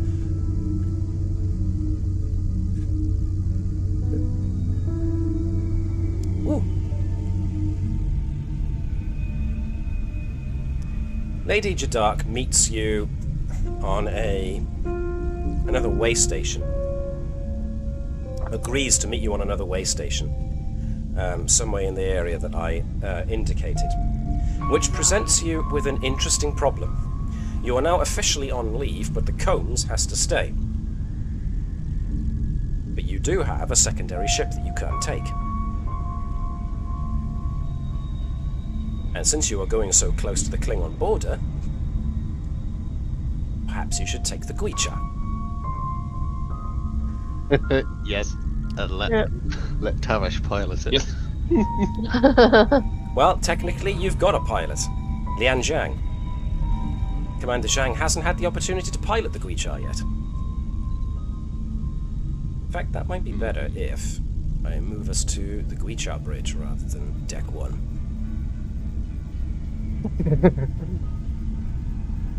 Just take her away from there. So, you're all basically now in your civilian clothing. You're not in your Starfleet uniforms anymore because you are technically on leave. So, you are given leave very slyly by the captain to take the Gwicha. Then the Gwicha, if memory serves, does not have a cloaking device, so... but nonetheless, you take it in order to meet up with Lady Jadak. When you meet her on this way station, she is waiting in a cantina for you, but she's managed to sit in such a way that she's got a view of everybody coming and going, so she sees you well ahead of your arrival, and just kind of raises her hand up so you can see who she is and where she's sat near the back of the room. When you do eventually all sit down, she just looks you over in that very cold, calculating manner that you've come to expect from her. I have just received word from my government that my niece is being held for questioning.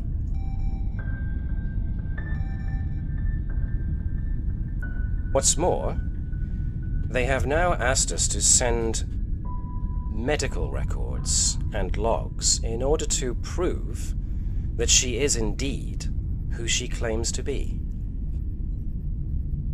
Now, as her trusted colleagues, I hope you have an adequate explanation for this.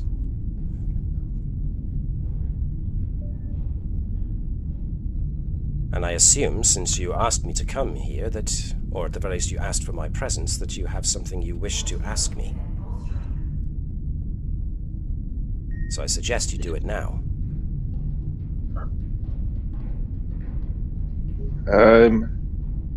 Rather than Do you? anything, go straight to asking what the word means. Before Yeah, that's what I was just. Yeah. That's what I was just about to ask. Do you know what this word means? And shows her the word. Yoha. She regards it very quietly for a long old time.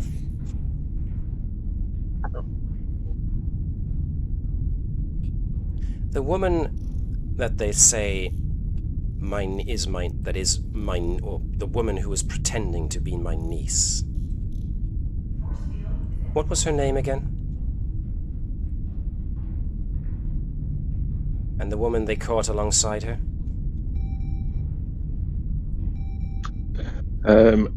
Can Tavish use her? Dave can't Yes. remember, but That's fine. I was Tavish has assuming got from the silence that you had forgotten. So, Didn't know it was going to be a pop quiz. that's fine. That's what I'm here for. But I just thought I'd stretch the Identity memory. silence out. That was it. So, Yeah. yeah, if you recall, Tavish the is gonna other use woman was identity Ascade of House Mokai. Hopkins is accused of being Cora of House Mokai. Okay. We'll tell her that. So you then. tell her that, yeah. House Mokai. Things are starting to make a bit more sense now. House Mokai is one of the great houses of the Empire. They have something of a reputation, however. No others of the great houses have ever been able to confirm it, of course. But House Mokai has always had the word of others against them that they conduct themselves in a manner that is very un-Klingon. And the word you have brought me, choha. In some older dialects and regional dialects of Klingon, it can mean change.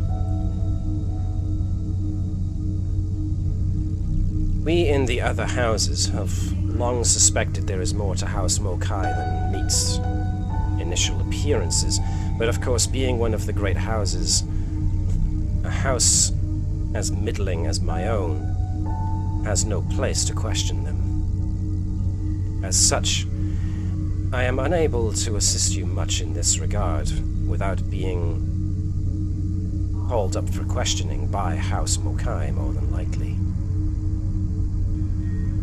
But I can tell you this. House Mokai has long been suspected of a great many activities that none of us have been able to prove. And in the long time they have been active, they have been compared to the likes of the Romulan Tal Shiar and the Cardassian Obsidian Order. They rebuff such accusations, of course, as one would expect. But there's always been suspicions, but never proof.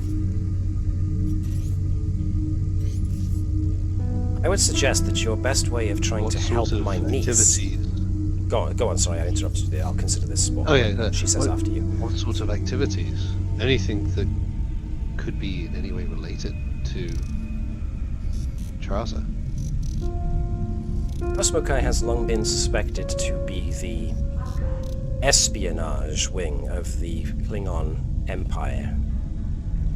But, like any good intelligence or espionage wing, coming upon proof of that has always been difficult.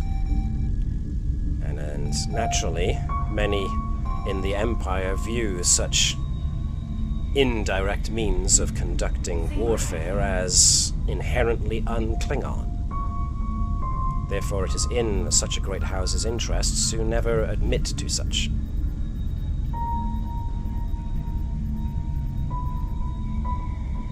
If your intelligence services are accusing my daughter of being...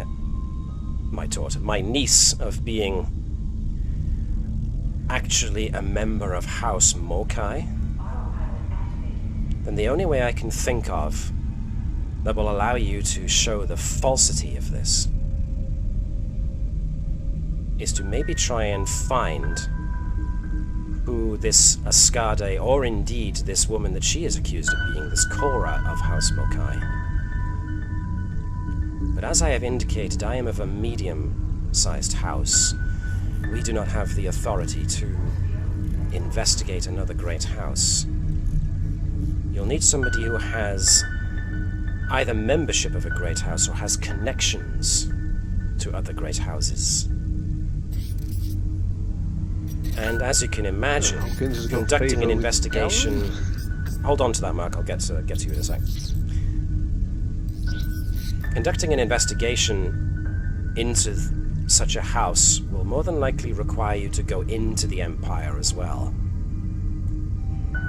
Tensions with our government at the moment means that the Klingon government is not allowing Starfleet or the Federation access to our internal records. Certainly not to members of a great house. So you're going to need help from somebody to get you into the Klingon Empire. Mark, you said something. Hopkins has got a favour with Gowron. That should be a big enough house. Indeed.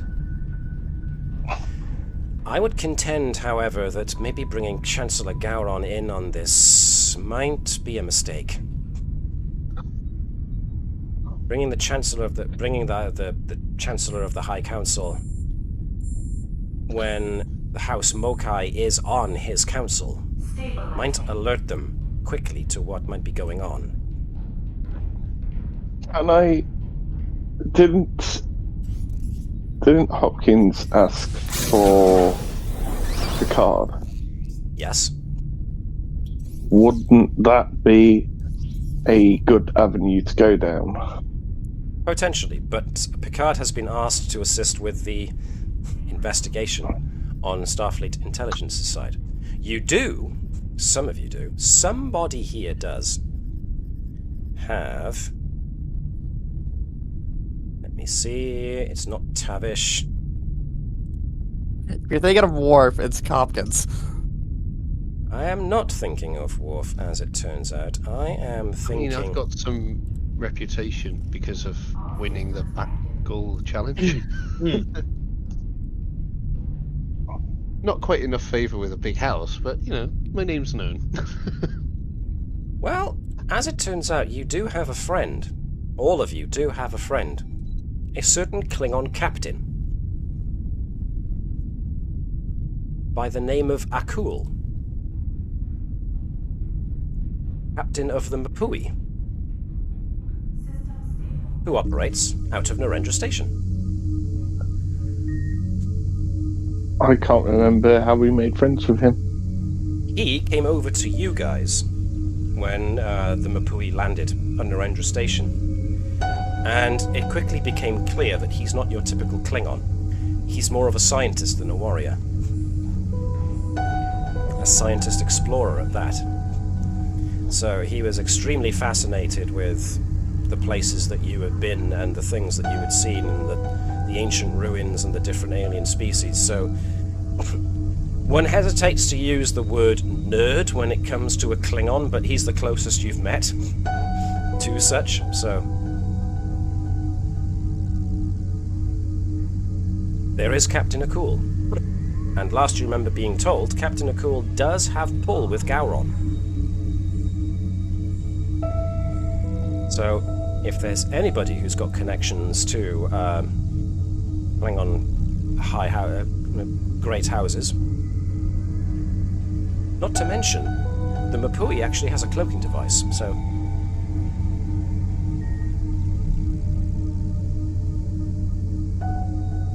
So, you could always ask Akul for help.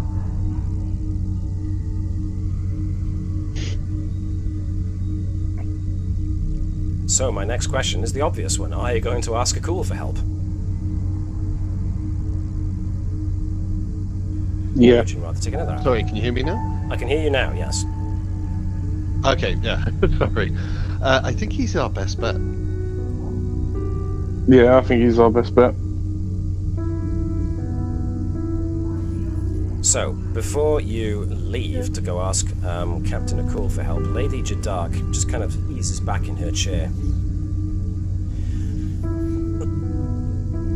There is a memory I have. My niece visiting my house when she was young, about 10 Earth years of age. Being half-human, of course, my children were a little less inclined to take it easy on her.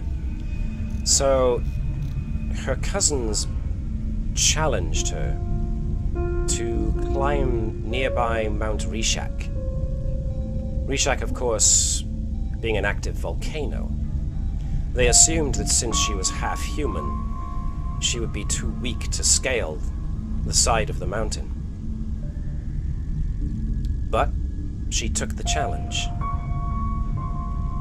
Now, her half-human physiology meant that she did not have all of the redundant organs, including the redundant extra lung that we Klingons do. As such, she risked her life going up the side of that mountain, inhaling those volcanic fumes.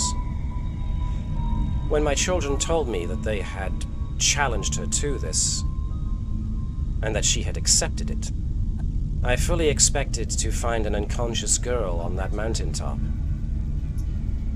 What I actually found was a young girl who was still fighting to remain conscious whilst determinedly still climbing the side of that volcano. She refused to let me take her back down for medical treatment until she had reached the summit. I saw in that moment the fire in her eyes that spoke that she was a Klingon of House Krell. And anybody who questions whether or not she is real, that this memory I have is false, that Trasa Hopkins is anything but who she appears to be, is a liar and deserves to be exposed as such.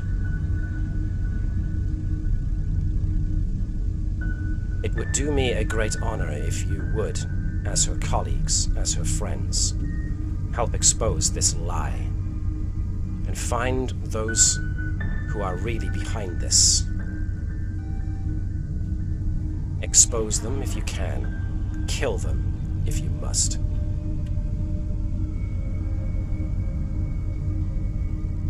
Lady Jadark then gets up and leaves.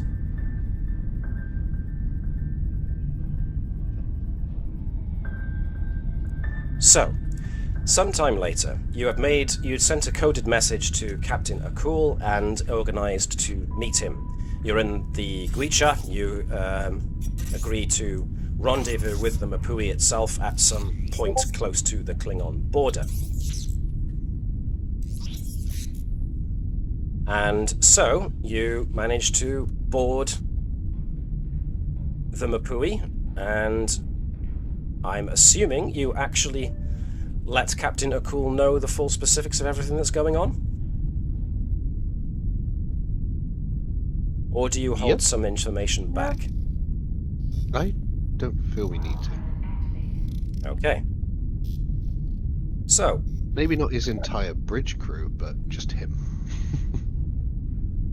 okay. Well, Captain Akul at least insists if he knows something, then his first officer, Akrax, has to know it too. But Akrax is an honourable man, and a bit of a typically stoic Klingon, where the captain is a lot more boisterous. But as soon as you do tell him what you know, he does kind of slam his fist onto the table of his ready room as you brief him on all that's going on. And he just declares, "Ah! The Mokai! That den of snakes, I should have known. But this does seem like an overly complicated plan that they have concocted here. And to what end? This is all very strange, and I agree, needs to be unraveled." Therefore, I shall help you. Now, in order to access records, we're going to need to actually enter Klingon space. It's a new security measure that's been put in place, what with the increased tensions between my government and yours.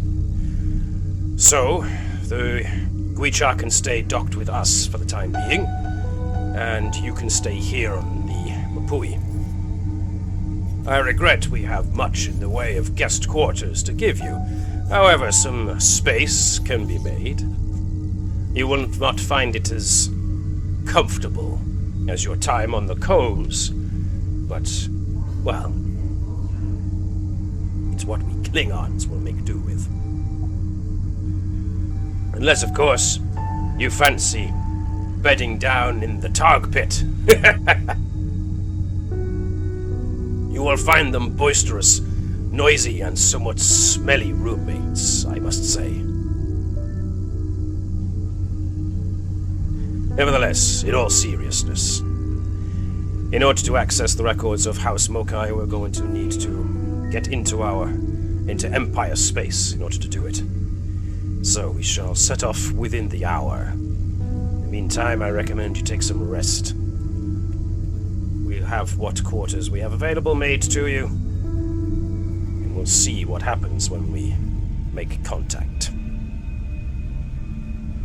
So, as has been indicated by Captain Akul, your stay on the Mapui will not be all that comfortable.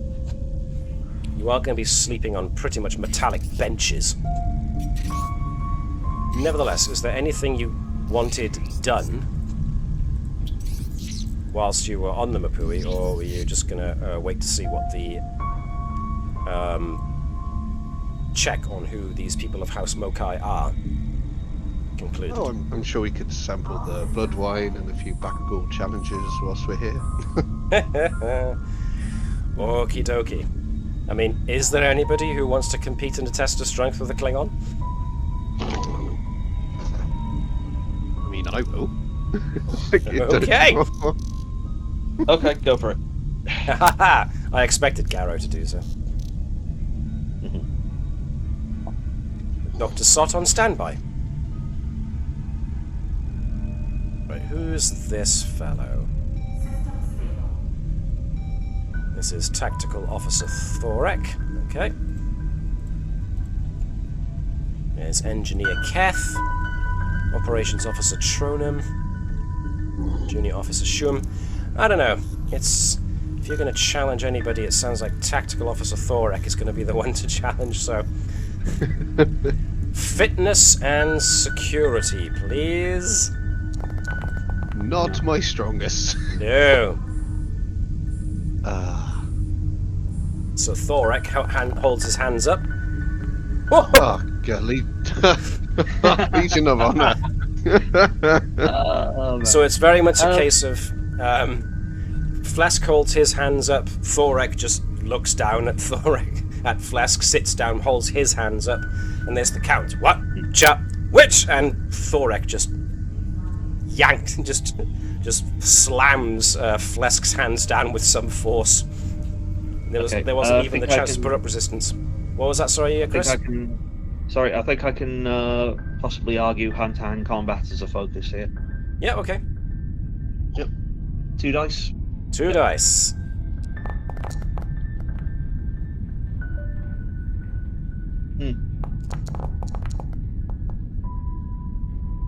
Oh, this time Garrow gets the upper hand on Thorek. So it's a bit of a wrestle, but Garrow kind of uses a grip and a maneuver to get Thorek's wrist to bend the wrong way, kind of thing, and starts putting pressure so that it's harder for him to flex outwards. So Garrow wins the test of strength on the second time through. Thorek smacks Garrow heavily on the shoulder to congratulate him, but then looks at Phlesc and goes, I may have to call you Push from now on. Anybody who knows Klingon means that Push is Klingon for weak. It's Go on, Dave. You were going to say something. I was going to say, while all this test of strength is going on, which Lily's not really interested in, can I just be sat on my metal bed? Laying down on my metal bed, eyes closed, getting Nil to basically collate the information we've got so far. No problem. Phlesc says, I'm technically on leave, so we'll have to enjoy blood wine to soothe my pride. Oh yeah, anybody knows that on a Klingon ship, the galley is the one most often visited and has a full vat of blood wine always available. Once again, for those who aren't used to it, this stuff packs a hell of a punch. And it's deliberately Can I ask a tasted with blood. Yes, go on. Can I ask a question? Of course. What effect is blood wine going to have on Lily? Well, chemically, it's going to have the same effect as it did before. Neshlel is going to complain that there's a sudden loss of equilibrium. Okay. But then we'll recognize it as a result of basically chemical poisoning. So, that's an interesting point. What would an AI make of the fact that you willfully poison yourself? I'll have to hold on to that. I'm not saying that she did this. I'm just asking what would happen. Well, as far as Tavish reckons, there'd be no ill effects on the AI itself. It's an augmetic. You know, the blood wine wouldn't really affect it because it's just chemicals in the bloodstream that make things go a bit wobbly for a time, and also make your guts churn because it's flavored with blood. So it's quite strong stuff.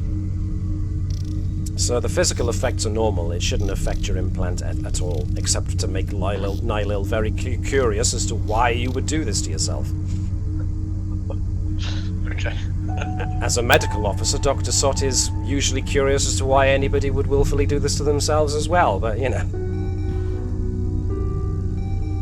at least it's not lethal poison in manageable doses.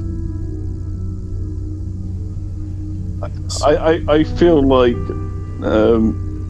Neshlel will just basically go, this is how much you can drink without, Yes. without losing complete function of yourself. So yes, it stands to reason that Neshlel would make an assumption based on current chemical imbalance that there's a safe threshold by which you can stay under without basically making yourself go blind. So yeah. Fantastic. I love experiments.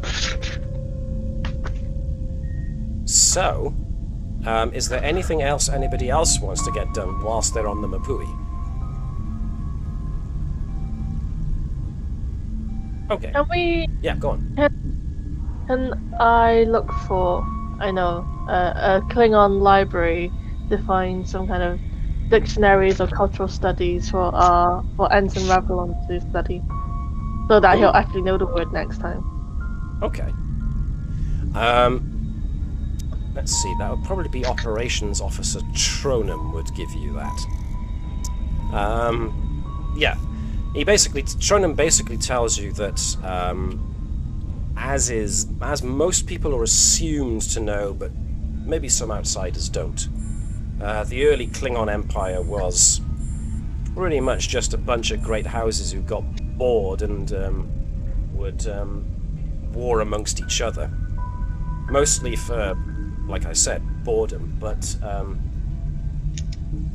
also because one great house wanted what another great house had, or they would go to war because of slights and insults. As such, great houses very early on, and other minor houses and medium houses to develop their own dialects. So, as well as there being essentially a Klingon standard, there are also regional Klingon variances. So, there is a word for change, and generally it is an accepted one, but the word choha itself seems to be very specific to the dialect of the Mokai themselves. Now, Operations Officer Tronum will admit that there's not much data on the Mokai.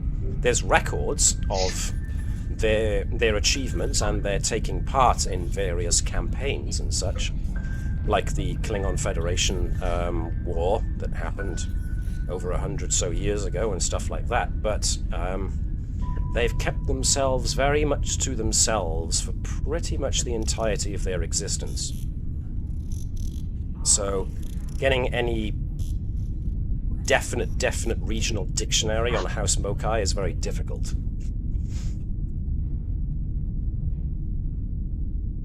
But Tronum gives his best shot. Oh, lovely. Meanwhile, as soon as the Mapui enters into Klingon space,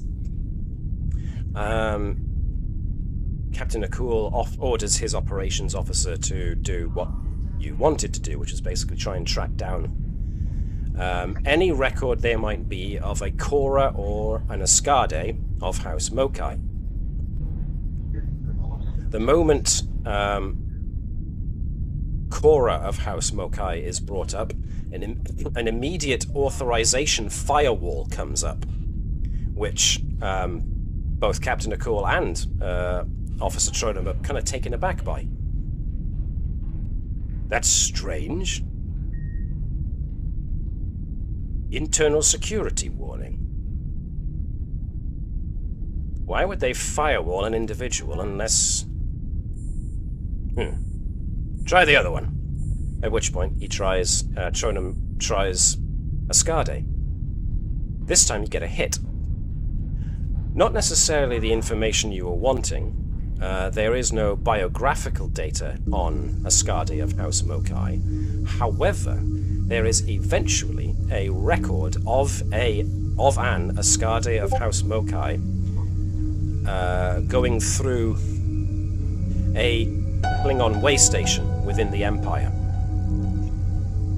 She was seen there about a month ago, having chartered having arrived on a ship, and then she left.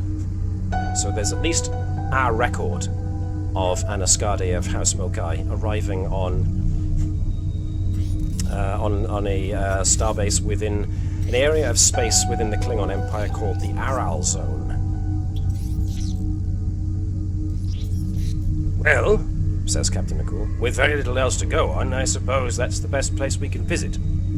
At the very least, I can maybe ask for their internal security footage to show whether or not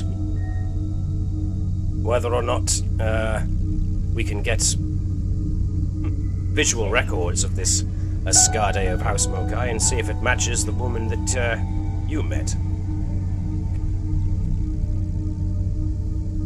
I'm just sorry we couldn't find any information more than that.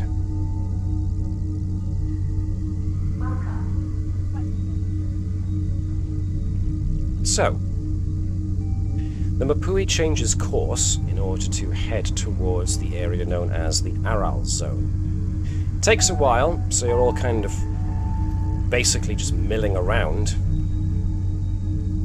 not doing an awful lot.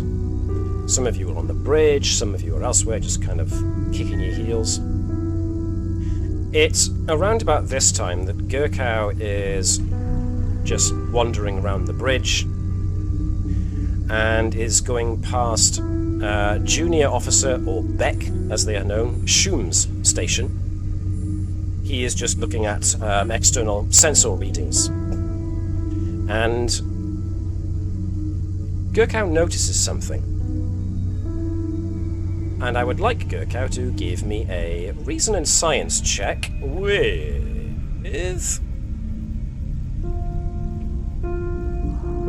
I will let you use your god focus here for this.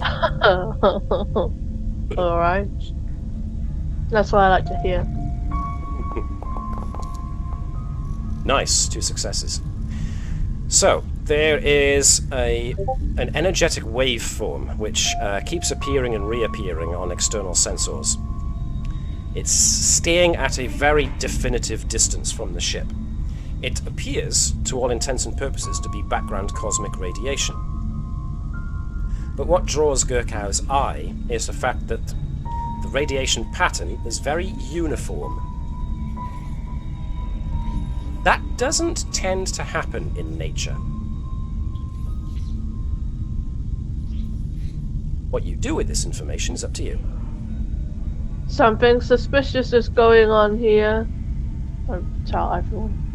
At which point, Junior Officer, or Beck, Shum, goes, Captain, I disagree. Sensors are just registering background radiation, nothing more.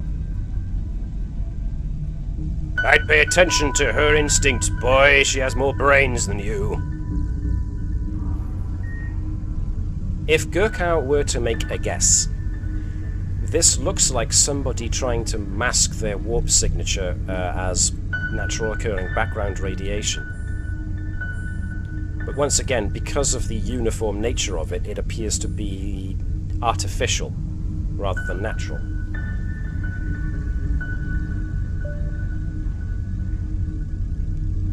Fire on it. Klingon thing to do.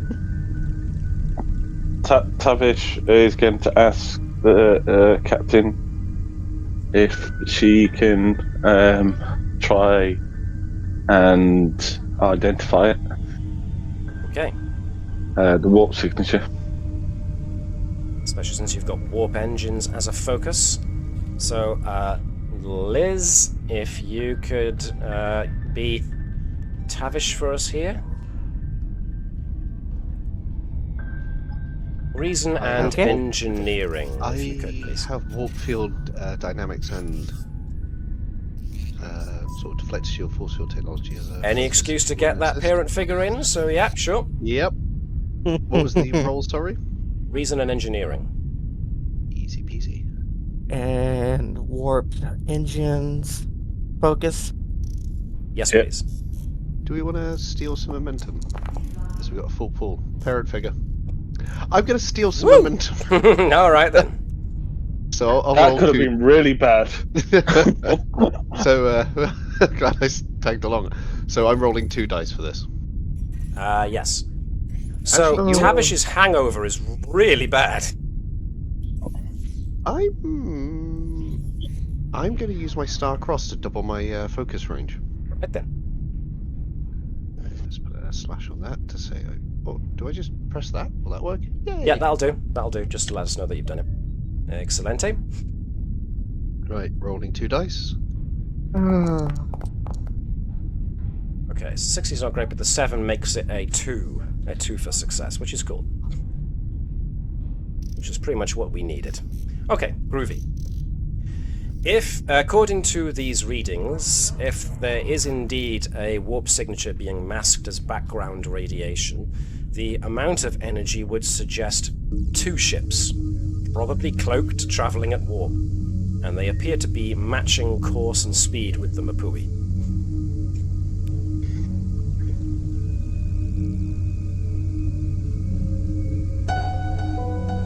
Two ships?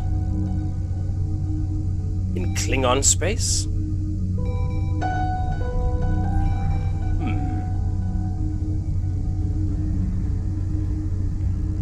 What would you guys like to suggest? If you have anything to suggest. Should we go somewhere? Well, first of all, we should sort of lose our tail, right? Or are we going to confront them? That's a good question. What do the rest of you think? I mean, a less subtle thing to do would be to fire a shot off at them. Because they've not got shields up. Now, fire a shot at them or fire a shot past them? At them. Past them.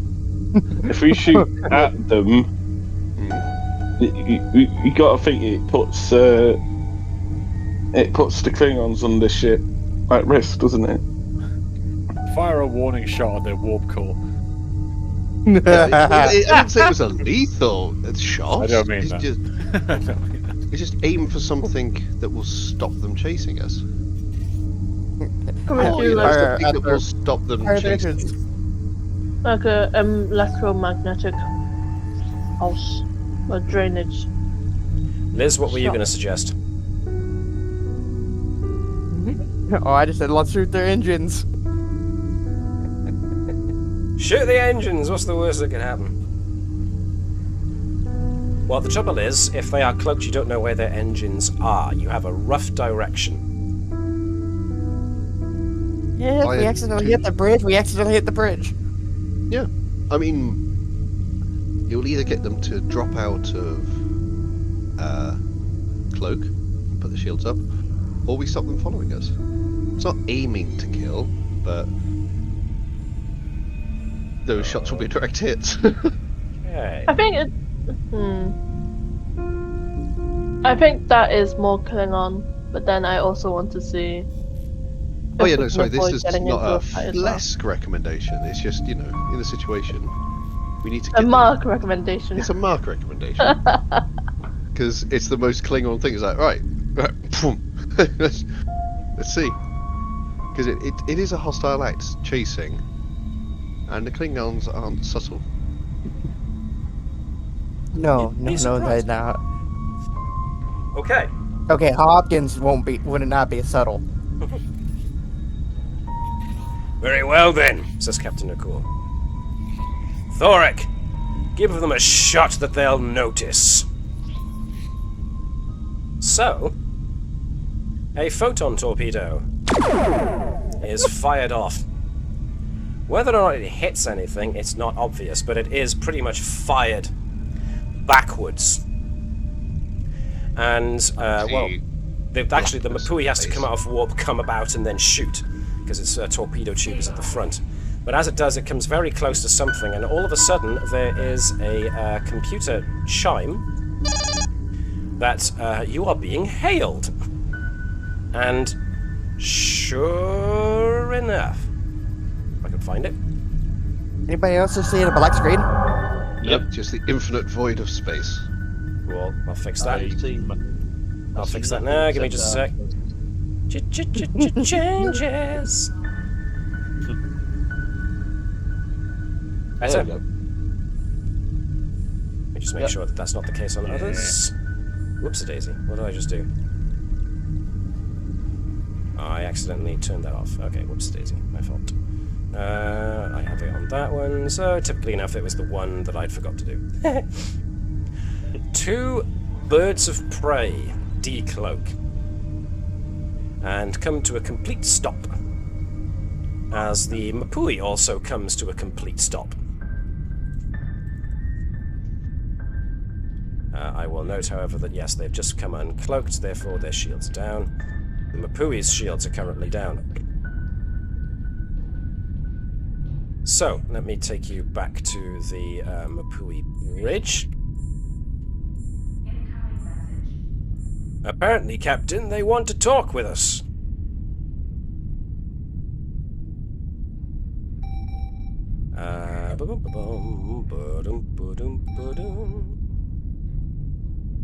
So, if I go back to the Mapui bridge, on the view screen.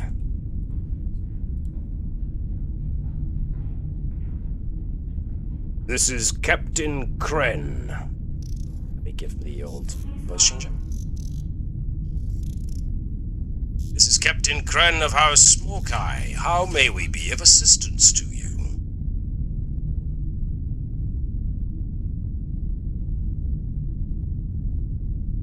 It seems that the Mapui has gotten lost, perhaps, Captain O'Cool. We don't remember seeing any indication that your ship takes you past these routes. But we'd be more than happy to redirect you back towards your previous course. Simply supply us with where you were trying to go, and we will be more than happy to escort you there.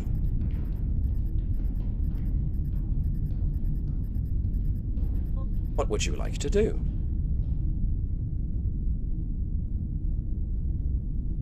somehow communicate away so it doesn't look like he's not taking advice from humans and denobulans, but getting him to ask what were they doing chasing him under cloak without announcing themselves. Anybody else want to go with that? Go with that plan? Mm-hmm. Why were you chasing us? Yep. Okay. Yep. I'm afraid you are mistaken, Captain. We were not pursuing you. We were merely on a course of our own. We'd heard that there might be enemies plying their routes through Klingon space. Infiltrators, you might say. Therefore, we were given purview to proceed within under cloak. I find it hard to believe the great Captain Akul did not receive such message from Klingon High Command. Unless, of course, they're not aware of your being out here.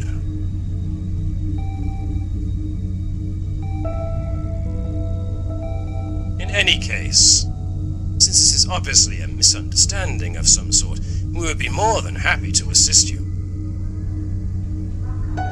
Pray tell, what course were you heading so that we can safely show you there?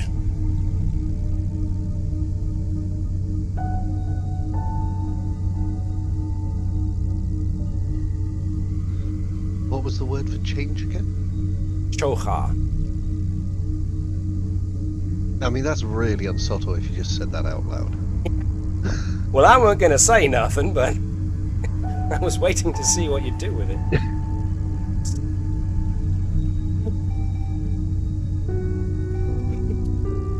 I mean, he doesn't need his assistance. And wants to leave. And if he's really not going to drop it, then use the word. Well, what do the rest of you think? I was going to say, that was my idea. Don't just go straight ahead and do that. If everyone thinks that's a Klingon approach.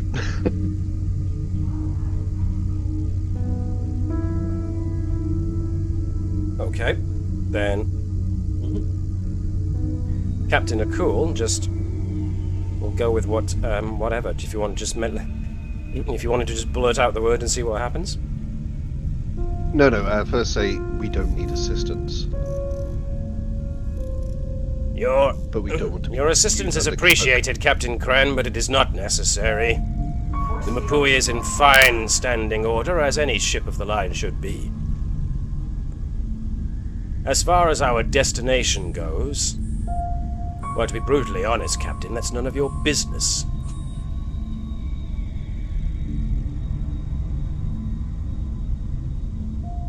Indeed, Captain Akul. And yet I come with the authority of the Mokai, a great house. Under whose authority do you come? Akul makes the chopping motion towards his comm officer, or rather his operations officer, and the whole exchange is muted and he swings his chair around to address the lot of you. This is becoming rather distracting. And I don't like the way that this captain is talking in circles. It seems almost un-Klingon.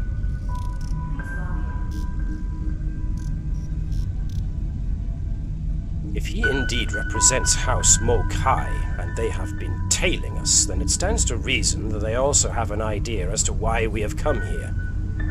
As soon as we accessed Cora of House Mokai, we had a security warning. It's entirely possible House Mokai got a traceback and knows that we were looking into them. Which means we have one of very few options left available to us. Try and lose these pursuers, either by force or finesse.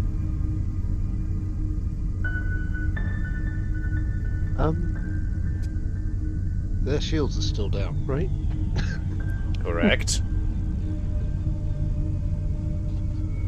There are two ships to our one, but that being said, we also have your little ship. Yep. What's the starship equivalent of a what's it? This combination bomb thing. I'm afraid you're going to have to try rewording that. Sorry, I'm not quite sure I get the reference. What's the starship equivalent of a flash bomb? Ooh, Basically. something that overloads Like a smoke screen. sensors very quickly. Now, I did just watch an episode of Discovery where they did just this. Didn't they sort of like purge something through the... Oh, what are the names? The two long bits. The Bussard collectors. Possibly, You mean like an EMP? Yeah, but one meant for just confusing sensors for a bit rather than actually actively shutting down their systems. So yeah, EMPs would go do some kind of a very bright interference burst that could momentarily overwhelm their external sensors. Yeah, it's possible. Yeah, it's always something like venting plasma events and this and that. Yep. I think, I don't think we should go along with Captain Kren. I think we should try and get away from them. Okay. There was a third option. Which was... No. Combat. No. There is the third option, which is fighty, yes. Oh, and Hopkins would be so mad. You scratched the Gweecha! I missed the battle! God dang it! You'd be more worried or pissed that she missed the battle than she would be that there were scratches on the ship. So, consensus, what would you like to do? Let's try to, blind them. Blind them and then basically run for it? Blind them and that's run the for the undercloak, yeah. Blind them Yeah. and run for undercloak. Alrighty. Lieutenant Zhang would be like, your ship does have cloaking technology, correct? Correct. Once we Alright then. blind them, cloak. Very well then. Kath, you worthless dog! The engineer looks at his captain. Prepare to vent plasma from the drives and then ignite them. Yes, Captain. Kath says with a weary sigh.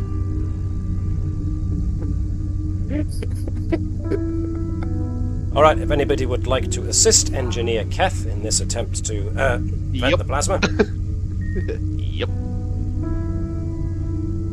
So, if Garrow's getting involved as well as Phlesc, so... Garrow, you've got warp engines as a focus, you can do that, so this is going to be... Hang on. Just, let me get For my Garrow, I calculator. think this is going to be... Control and security. No, control and engineering, pardon me. Okay. But with your focus on warp engines. Phlesc, it's going to be power systems. Those are warp field dynamics. It's less warp field dynamics and more venting plasma from the engines. Oh, yeah, so, yeah. So Okay, it's one for you, one for both of you, please, because technically it's Engineer Keth that's doing all of this. He is going to be one success from you, and as for the engineer himself, 2 successes from him. So that's a very successful flash boom. So, good deal of coordination has to happen here. So, the Mapui starts venting plasma from its drives as it starts to come about, and just as the other 2 Klingon ships start to react, the plasma is then ignited in a bright flash, and at the same tippity time is when we engage the Mapui's cloaking device.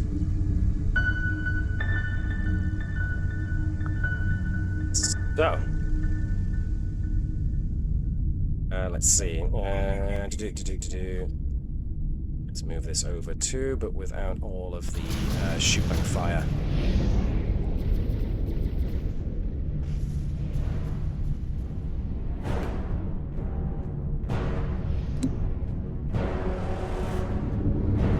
Okay, so the Mapui starts pulling away at high speed and cloaks the other two ships. Activate their... eventually get their shields and their weapons up and start making pursuit. At the start, they... seem to be going in two different directions, but then you register from the two pursuing ships a strange kind of energy pulse. And even Captain Akul himself is a bit uncertain as to what they're doing, but then Engineer Keth starts registering a problem with the engines. Captain, that energy pulse, whatever it's doing, is interacting with our ship's systems. It's causing a resonation within our field coils. At which point Captain Akul goes, resonation? That means they'll be able to track us. And sure enough, on sensors, the other two ships are now starting to converge. I didn't know the Mokai had that kind of technology. To hell's with it. Drop the cloak, shields up. Well, my friends, it looks like we're going to have to lose these people the old-fashioned way. This should be a glorious fight. But may I recommend that 2 ships are better than 1. Alright. Yep. Lesson We learned. didn't want to do this, but they'll get their justice. Yeah, lesson learned. We have to respect Klingon culture. Next time we just shoot one of the ships and shields off. Now then. So we are going to need some folks. So what's going to happen is I am going to grab you guys, your tokens, because you are going to be piloting the Gwicha. Let's arrange you guys a little bit better. I'm putting your tokens here on the space map because it's easier to access your tokens that way whilst we engage in a bit of shoot-bang fire. Now, it's probably a good idea just to engage one of the ships whilst the Mapui moves to engage the other ship.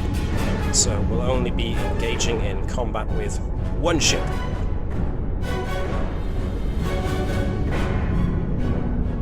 As such, let me... Okay, for some reason it wasn't working.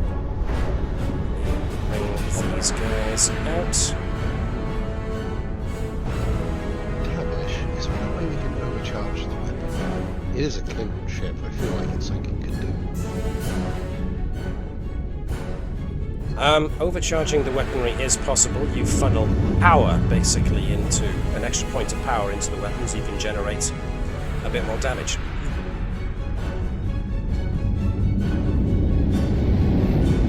and I am suddenly worried about the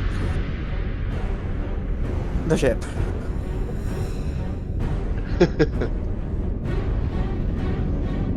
Okay, so I will have you guys probably take on the regular Klingon crew, and Akul will take on Captain Kren and his bird of prey. So, you have the benefit of a bit of surprise on your hands. There's also, as you can tell, asteroids about, which you can use as cover potentially, or as whatever you want to use it for. So, as is typical with combat, starship combat, it's one of you go, one of them go, one of you go, one of them go. The good side of this being that a bird of prey is actually quite a small ship, so there's no very limited actions they can take. So, who of you wants to go first?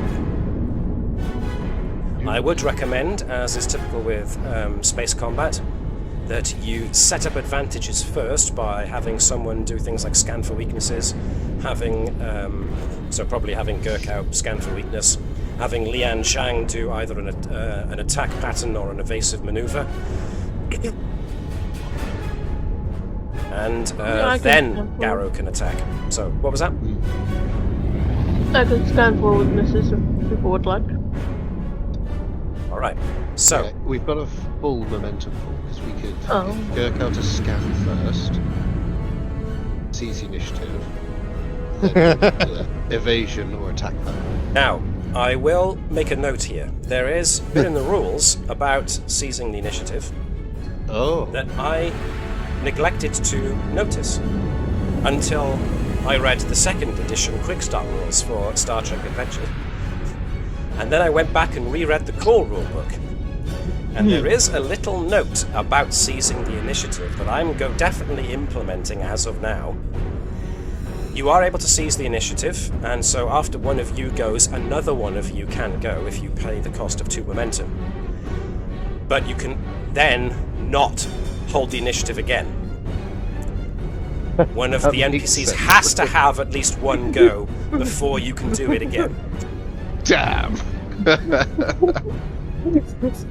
Now, in retrospect, doing that with the black ship was a good idea and helped you immensely because the black ship was so ridiculously powerful. I despaired for the fate of the Combs. But from here on in, seizing the initiative and holding the initiative with momentum so that no NPC crew can go is no longer possible. Damn. All of the strategy's gone. Okay, cool. Makes sense.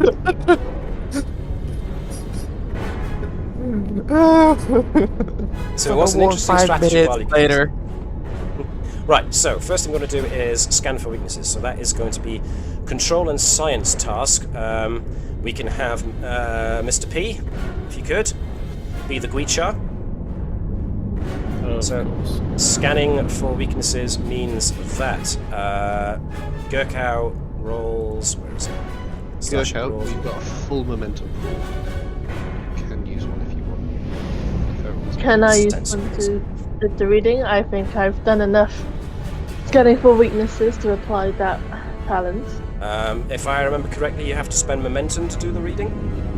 Yep, I'll spend 1 Cool. in scene. I'm gonna take that down. Okay. This allows you to do, control and science anyway.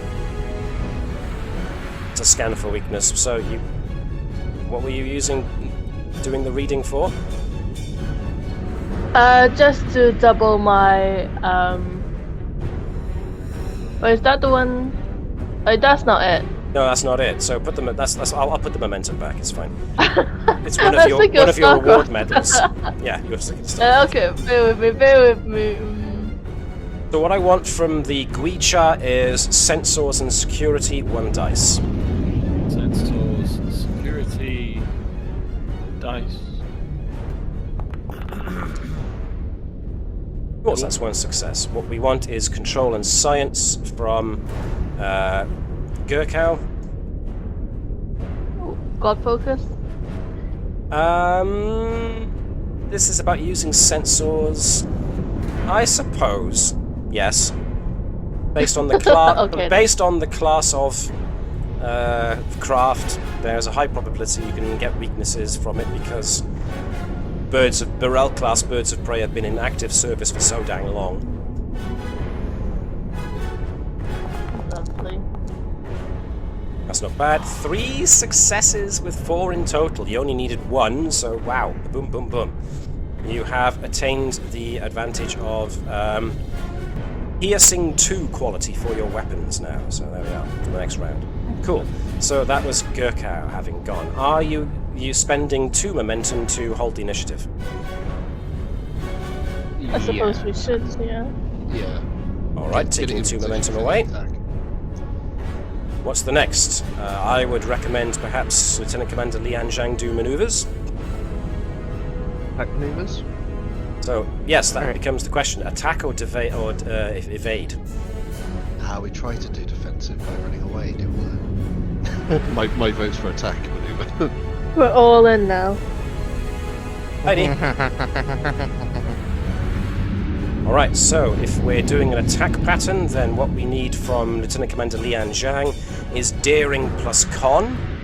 And Chris Powell, if you could once again be the Gwich'ar, this needs weapons and con from the Gwich'ar. This also costs a point of power to do. Weapons, con. Lian Zhang has a focus in navigation? She does. Yep, propulsion systems. Yep, so that all counts. Now, does she have... No, she has precise evasion. Okay. That's flight control. She does have a full determination pool, if you wanted to use the... She also has a full determination pool. Is a science, navigation is an art. Fly the ship, know the ship. Really well. Sorry, I just wanted to ask as well, because I'm deducting a power, would that count as using determination for the ship? No. Okay, cool, thank you. It's just the maneuver is eating power from the engines, so... Yeah, I think, you know, we'll do a determination of to fly the ship, know the ship. Okay. This technically does count as Zhang's first time flying the thing, so yeah. It's good. Whoa, look at those successes. Right, so that's a successful attack pattern if ever I saw one. And there's the momentum back, good grief. Alright, so we've got piercing quality and now we've got attack pattern. Cool. Now it's their turn. What are they going to do? They're going to do attack pattern as well.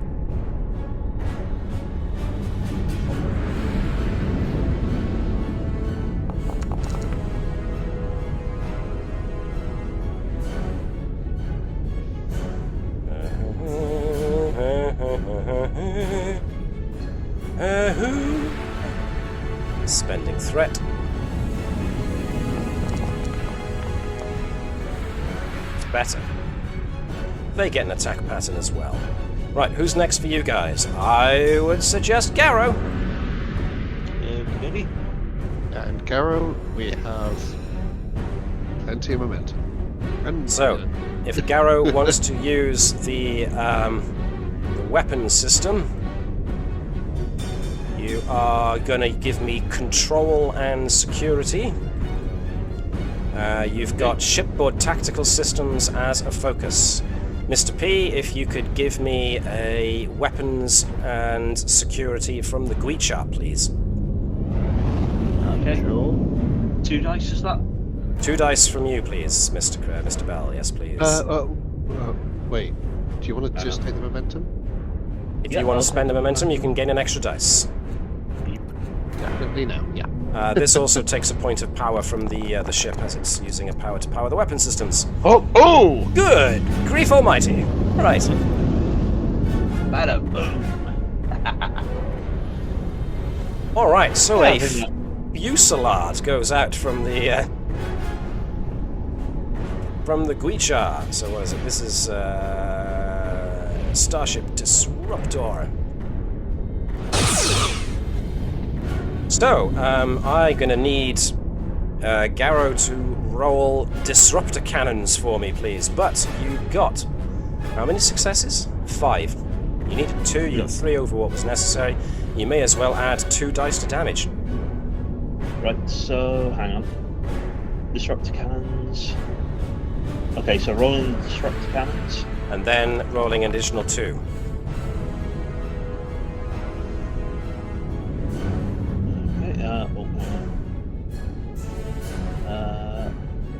Challenge dice, yeah.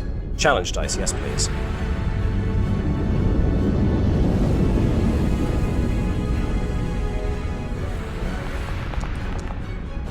Okay.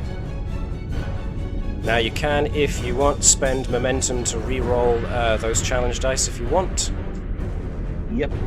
Okay. So you may as well re-roll those last 2.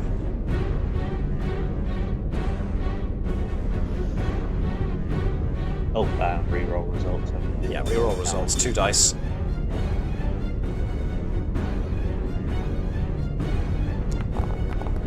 Much better. Good grief. Okay, so that's actually 7 successes, 2 effects. You've got piercing, which means that goes down to 6 and 2. Which means 6 and 2. That is a fierce shot that not only does 66% damage to their shields, but also causes some structural damage to the ship. Nicely done. What happens after here, I'm afraid is going to have to wait till next week. Because I'm afraid we've run out of time. But we will get back to concluding this exciting action and encounter, and then getting on to whether or not we can find out the truth of what's going on with poor Trasa. Until then, of course, I am going to thank everybody that tuned in to the stream for watching. We hope you enjoyed it and are at least intrigued about the mystery that's going on enough to join us next week for some more. Similarly, for those of you who are joining us on YouTube, if you enjoyed this, consider giving this a like, and maybe even hitting the subscribe button too to tell when we drop another video. In the meantime, thank you very much everybody, including my intrepid banter players, for engaging in this episode. I will ask you to, this time, do like the Klingons do. Be brave, be bold, and look out for the rest of your house. Maybe not kidnap somebody else and transform them into something other than what they are and claim that they're a spy. Because that's just rude. However, I will wish everybody the best. Treat each other with respect and honor. And don't go calling anybody else's house rude names, because you know that'll just lead to a whole internecine house versus house war. And nobody wants that. There's enough of that rubbish going on in the world as is, without us adding more fracas to it. Where's this rant, this weird tirade going? I have no idea, other than to say thanks for watching, and we'll see you next week. Hailing frequencies are now closed.